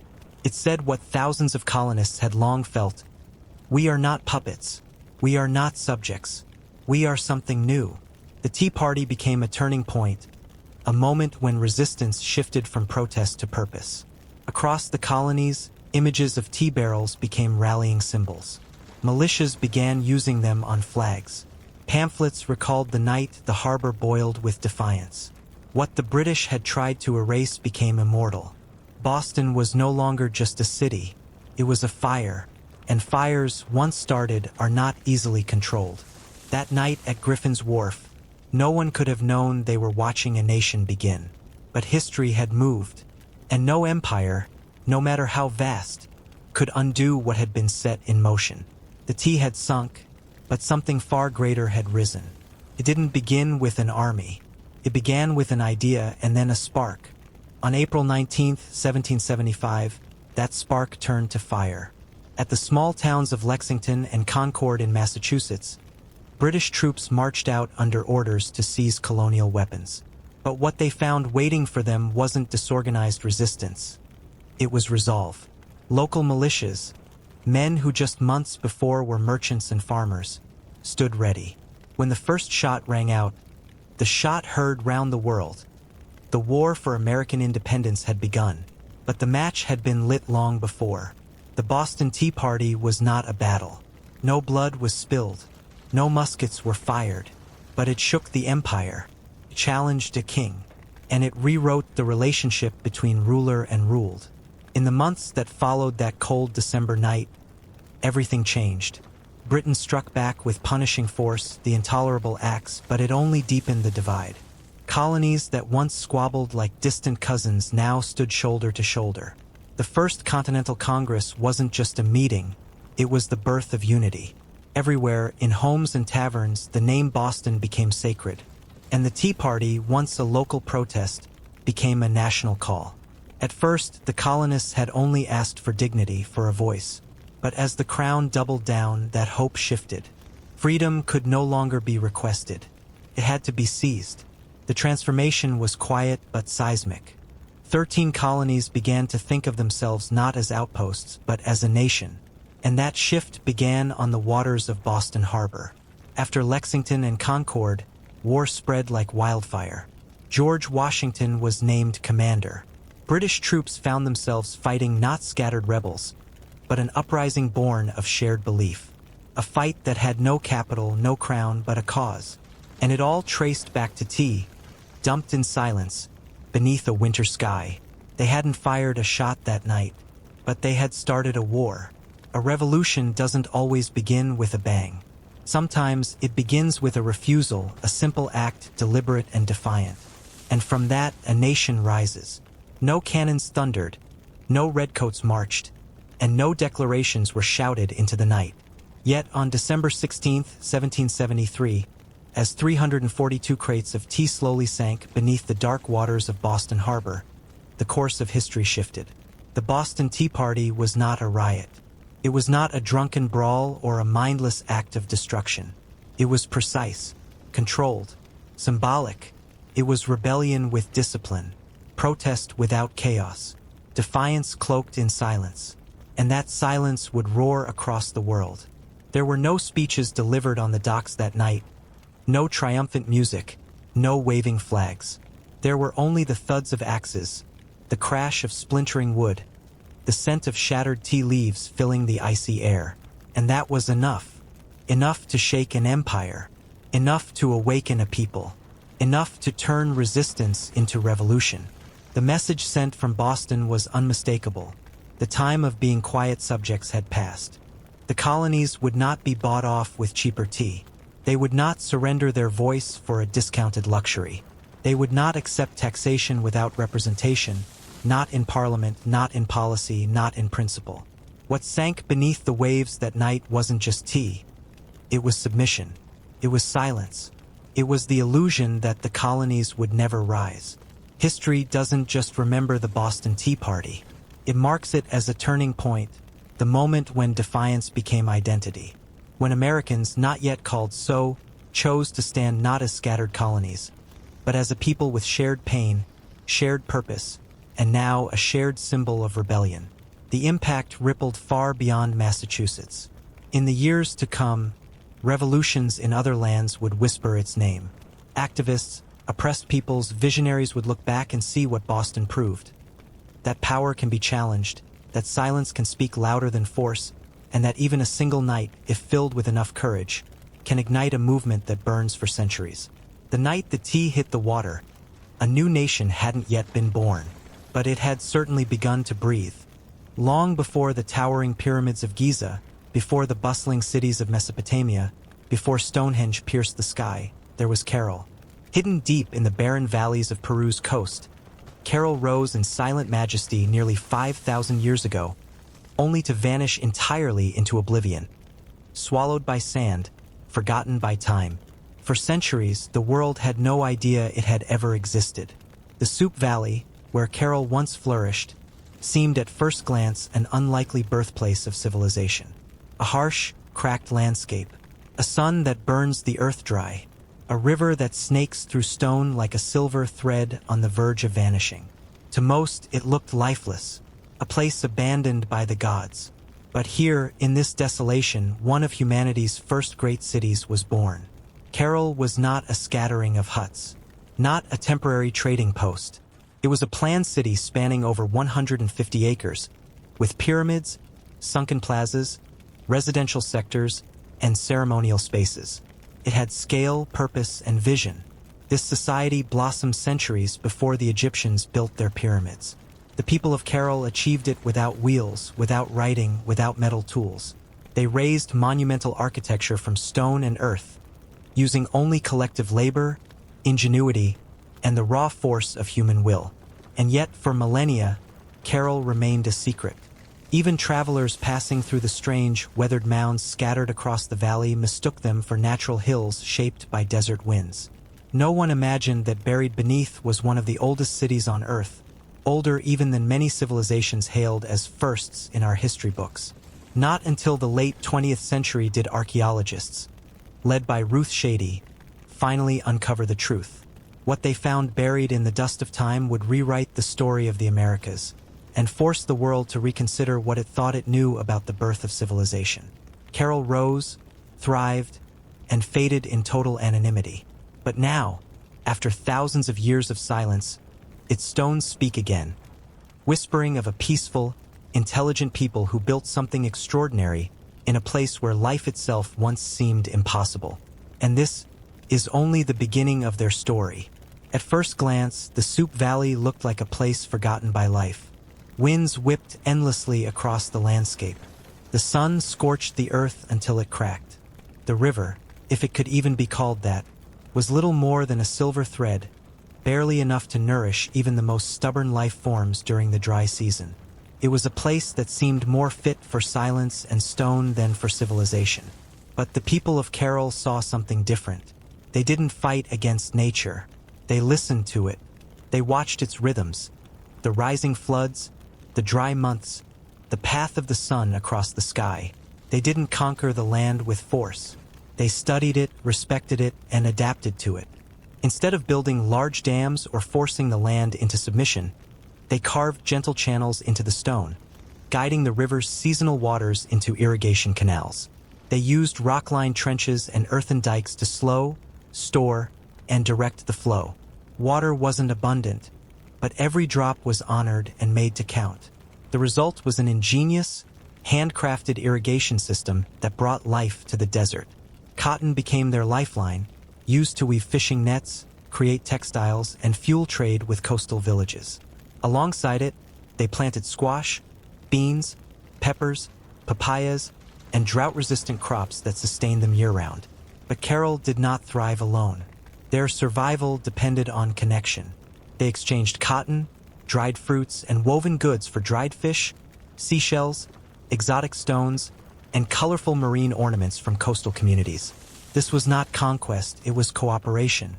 A quiet, reciprocal network of trade that stitched together an unlikely civilization. Carol didn't try to bend the earth to their will. They learned to speak its language.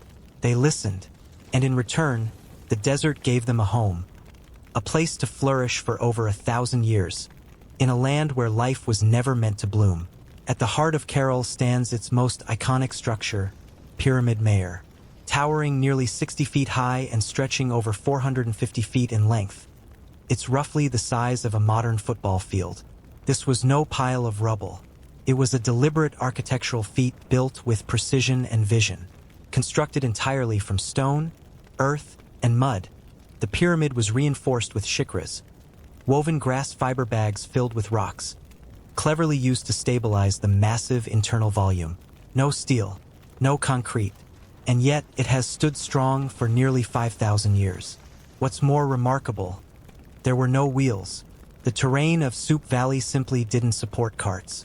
There were no metal tools, no beasts of burden to drag heavy stones. Everything, every rock, every sack of earth was moved by human hands. With wooden poles, slings, and sheer force of will, the people of Carol built not with machines, but with unity. Thousands worked together, lifting in rhythm, carrying with shared purpose. Carol was built from something invisible, collective will. And the design wasn't primitive. It was visionary. To survive earthquakes, the pyramids had flexible cores made from smaller stones mixed with clay. These absorbed seismic shocks, dispersing the energy safely. Terrace steps and angled walls allowed the structures to sway slightly during tremors, moving but never breaking. To combat the dry, wind-whipped climate, the pyramids were aligned with the sun and prevailing winds. Open-air courtyards and strategic vents created natural airflow and cooling. No modern insulation was needed. The buildings self-regulated their temperature, providing comfort for daily life and spiritual rituals alike. But these were not tombs like in Egypt. Carol's pyramids were not built to bury kings, but to lift communities. They were sacred spaces, temples, gathering halls, ceremonial hubs. People climbed the broad steps not to honor death, but to celebrate life. Fires burned atop platforms. Voices rose in prayer. The pyramid wasn't just a structure. It was the spiritual pulse of the city. No wheels, no metal, but many hands and minds beating in unison. That is how Carol rose from the desert floor, not as a fortress, but as a beacon. An architectural testament not only to what humans can build, but to what they can believe in together. What sets Carol apart from nearly every other ancient civilization is not just its age or architectural genius, but its remarkable silence on the subject of war. In all the archaeological digs conducted across this desert city, no weapons have ever been found. No arrowheads, no stone knives, no spear tips, no remnants of conquest or defense. There are no fortified walls surrounding Carol. No moats, battlements, or towers. No signs of urgency to defend or repel invaders. Structures were not charred or toppled in battle. What remains today was not crushed by violence. but simply buried by the slow passing of time and wind. There are no mass graves, no evidence of massacres or communal violence. Human remains discovered at the site show careful, individual burials, often accompanied by ceremonial offerings. The bones are intact. There are no battle wounds, no fractured skulls or slashed ribs.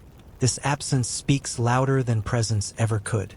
It tells us that Carroll may have been a society that chose cooperation over conflict. And yet Carroll was no isolated bubble. It thrived as a trading nexus. Cotton grown in its irrigated fields became fishing nets, woven textiles, and prized commodities. These were traded for dried fish from the coast, shells from the Pacific, rare stones from the Andes, and exotic fruits from distant valleys. But the trade was not enforced by strength. It was built on trust, mutual benefit, and cultural ties. At the spiritual core of this civilization was something even more revealing: music. Flutes carved from bird bones, drums stretched with animal hide, stone bells tuned to resonate with precision. These weren't toys. They were instruments of ceremony, tools of unity. In Carroll, music was more than art. It was a language of harmony. Rituals filled with sound may have served as peaceful outlets for tension, binding the community through shared expression. While other civilizations rose through blood and conquest, Carroll lasted nearly 1,000 years without war. No swords, no kingdoms forged in fire, just shared purpose and spiritual depth. It stands today as living proof that power doesn't have to come from weapons.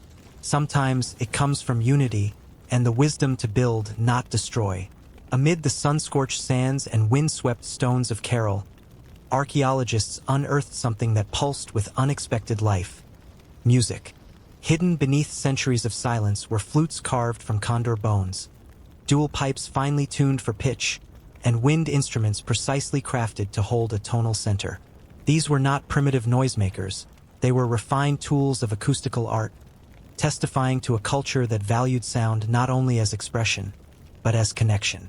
Drums stretched with deer hide, clay bells, instruments made from seashells, all point to a musical tradition that was both diverse and deeply spiritual. Music in Carroll was not entertainment. It was sacred. It was communal. It was ritual. These instruments likely echoed during ceremonies, reverberating across plazas with notes of reverence, summoning not just attention but emotion, alignment, unity. The very architecture of Carroll reinforces this. Sunken circular plazas, deep, round, carved into the desert earth, act as natural amphitheaters. Designed to project sound outward and evenly, they formed the heart of ceremonial life. People would gather here, hundreds at a time, forming concentric circles around a central sacred space. From this space rose song, dance, chanting, and offering. This was not performance, it was participation.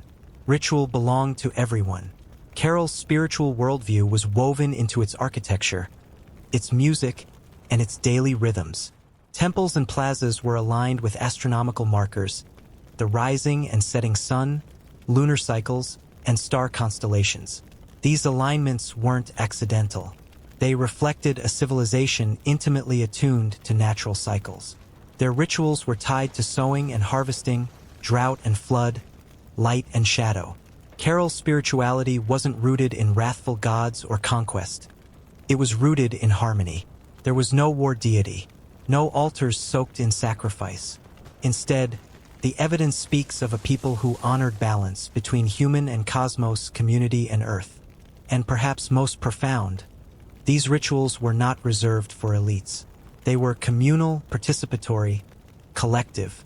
In Carroll, spirituality wasn't imposed, it was shared. Music, movement, and meaning bound people together, not just in ceremony, but in society. It was through these rituals, these resonant gatherings of flute and drum, that Carroll spoke, not in proclamations of power, but in harmonies of hope.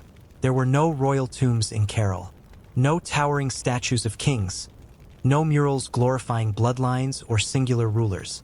Unlike Egypt with its pharaohs, or the Maya with their divine kings, Carroll left behind no symbols of autocratic power. What it did leave was more radical: silence. A a silence in the archaeological record where we would expect to find hierarchy. And in that silence lies a revelation. Every structure uncovered in Caral, pyramids, plazas, storage houses, temples, bears the imprint of communal purpose. Nothing in their scale or ornamentation privileges an individual. No singular name is carved into stone.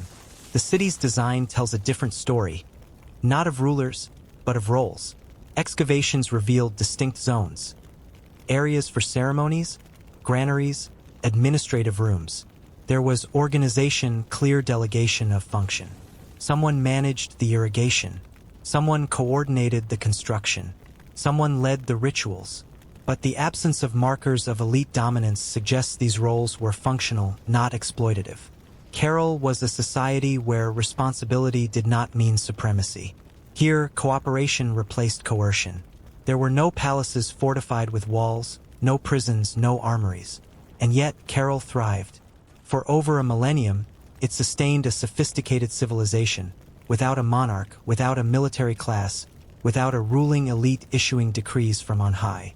Instead, Caral appears to have been governed by consensus. Collective will, shared belief, mutual trust, these were its governing forces. Monumental architecture wasn't the result of slave labor or fear. It was the outcome of coordination, commitment, and community vision. What Caral achieved is staggering. A structured, prosperous society functioning without institutionalized violence or hierarchy. A civilization where roles existed, but rulers did not dominate. Where order didn't require swords. In a world where power so often grows from conquest, Caral's quiet strength challenges our assumptions. It suggests that social order can emerge not through domination, but through cooperation. That sometimes the most advanced societies are not the loudest but the most balanced. Caral did not fall to swords or fire. Unlike other ancient cities whose ends are marked by the ruins of battle or the scars of invasion, Caral left no evidence of catastrophe. There were no mass graves, no fortresses burnt to the ground, no toppled monuments to violence. It did not vanish in bloodshed, it faded into silence. This silence, however, speaks volumes. Archaeological and climatic evidence points toward a slower undoing, one rooted not in conflict, but in climate. A prolonged drought may have swept through the Soup Valley, disrupting the seasonal floods on which Caral's agriculture depended. The delicate irrigation systems that once brought life through the fields ran dry. The river, once a silver thread of abundance, became unreliable. For a society built on harmony with nature, this imbalance proved overwhelming. The land itself may have turned against them. After centuries of farming, the soil could have become exhausted, its nutrients stripped away. Yields would have dropped. Cotton, their most prized commodity, grew sparse. Trade faltered, and with fewer goods to exchange, Caral's role in the vast network of inland and coastal communities began to shrink. Yet the people of Caral did not flee in panic. There are no signs of abrupt abandonment. No shattered temples, no rushed burials. Instead, it appears they left gradually, family by family, generation by generation, seeking new valleys, stronger rivers, and better chances. They did not leave a burning city behind. They left behind a whisper, empty plazas, silent pyramids, musical instruments half buried in sand. Caral's disappearance is not a tragedy. It is a lesson. A quiet yielding to forces beyond human control. One of the rare civilizations whose end was not written by war, but by the slow erosion of balance between human ambition and environmental limit. For 4,000 years, the city slept under desert winds, its silence echoing not defeat, but humility. And yet, its story was not over. For over 4 millennia, Caral lay buried beneath wind-blown sand, its grand pyramids and plazas mistaken for nothing more than natural hills. Travelers passed by, unaware that beneath these mounds slept the oldest city in the Americas. A once thriving civilization reduced to silence and dust, forgotten not through conquest, but through time. That silence began to break in the 1990s. Peruvian archaeologist Ruth Shady, guided by instinct and curiosity, began excavating in the Soup Valley. What she and her team uncovered would rewrite history, Massive stone platforms, pyramids, sunken plazas, musical instruments, and the subtle fingerprints of a structured and vibrant society. It was not just a ruin, it was a revelation. Through carbon dating of organic remains, charcoal, seeds, woven fibers, they traced Carroll's origins back to 2600 BCE. That meant this city had risen alongside ancient Egypt, predating Stonehenge and existing long before the great cities of the Maya or the Inca. Carroll shattered assumptions. It stood as undeniable proof that the Americas were not latecomers to civilization. They had their own genesis, independent, complex, and equally ancient. Before Carroll, scholars believed that advanced urban societies in the Americas only began with the Maya in Mesoamerica or the Inca in the Andes. Carroll changed everything. Its age, scale, and organization revealed a continent whose civilizations had begun their journey far earlier than once thought. It challenged the idea that complex society emerged from a single cradle. It suggested that humanity's brilliance had many birthplaces.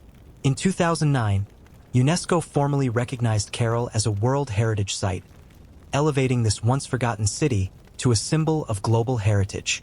What was once just a barren stretch of sand now draws historians, scientists, and dreamers alike. Carroll's ruins stand not only as stone remnants of the past, but as monuments to peace, ingenuity, and endurance. And through them, the ancient city speaks again, not in words, but in the quiet language of wind and stone, of memory and rediscovery. Carroll stands as a living testament that civilization does not require conquest to flourish. It grew not behind fortress walls, not beneath the shadow of swords, but through harmony. No weapons have been found, no arrowheads or blades. No signs of burning cities, no mass graves. Its silence speaks not of suppression, but of peace. For nearly 1,000 years, Carroll thrived, an extraordinary feat in the annals of human history. While other civilizations rose and fell through cycles of war, expansion, and collapse, Carroll endured through something far rarer: sustained cooperation. It was trade, ritual, and social consensus, not bloodshed, that held this society together. Where others sought to dominate nature, Carroll chose to understand it. The people learned to manage water with ingenuity, not brute force.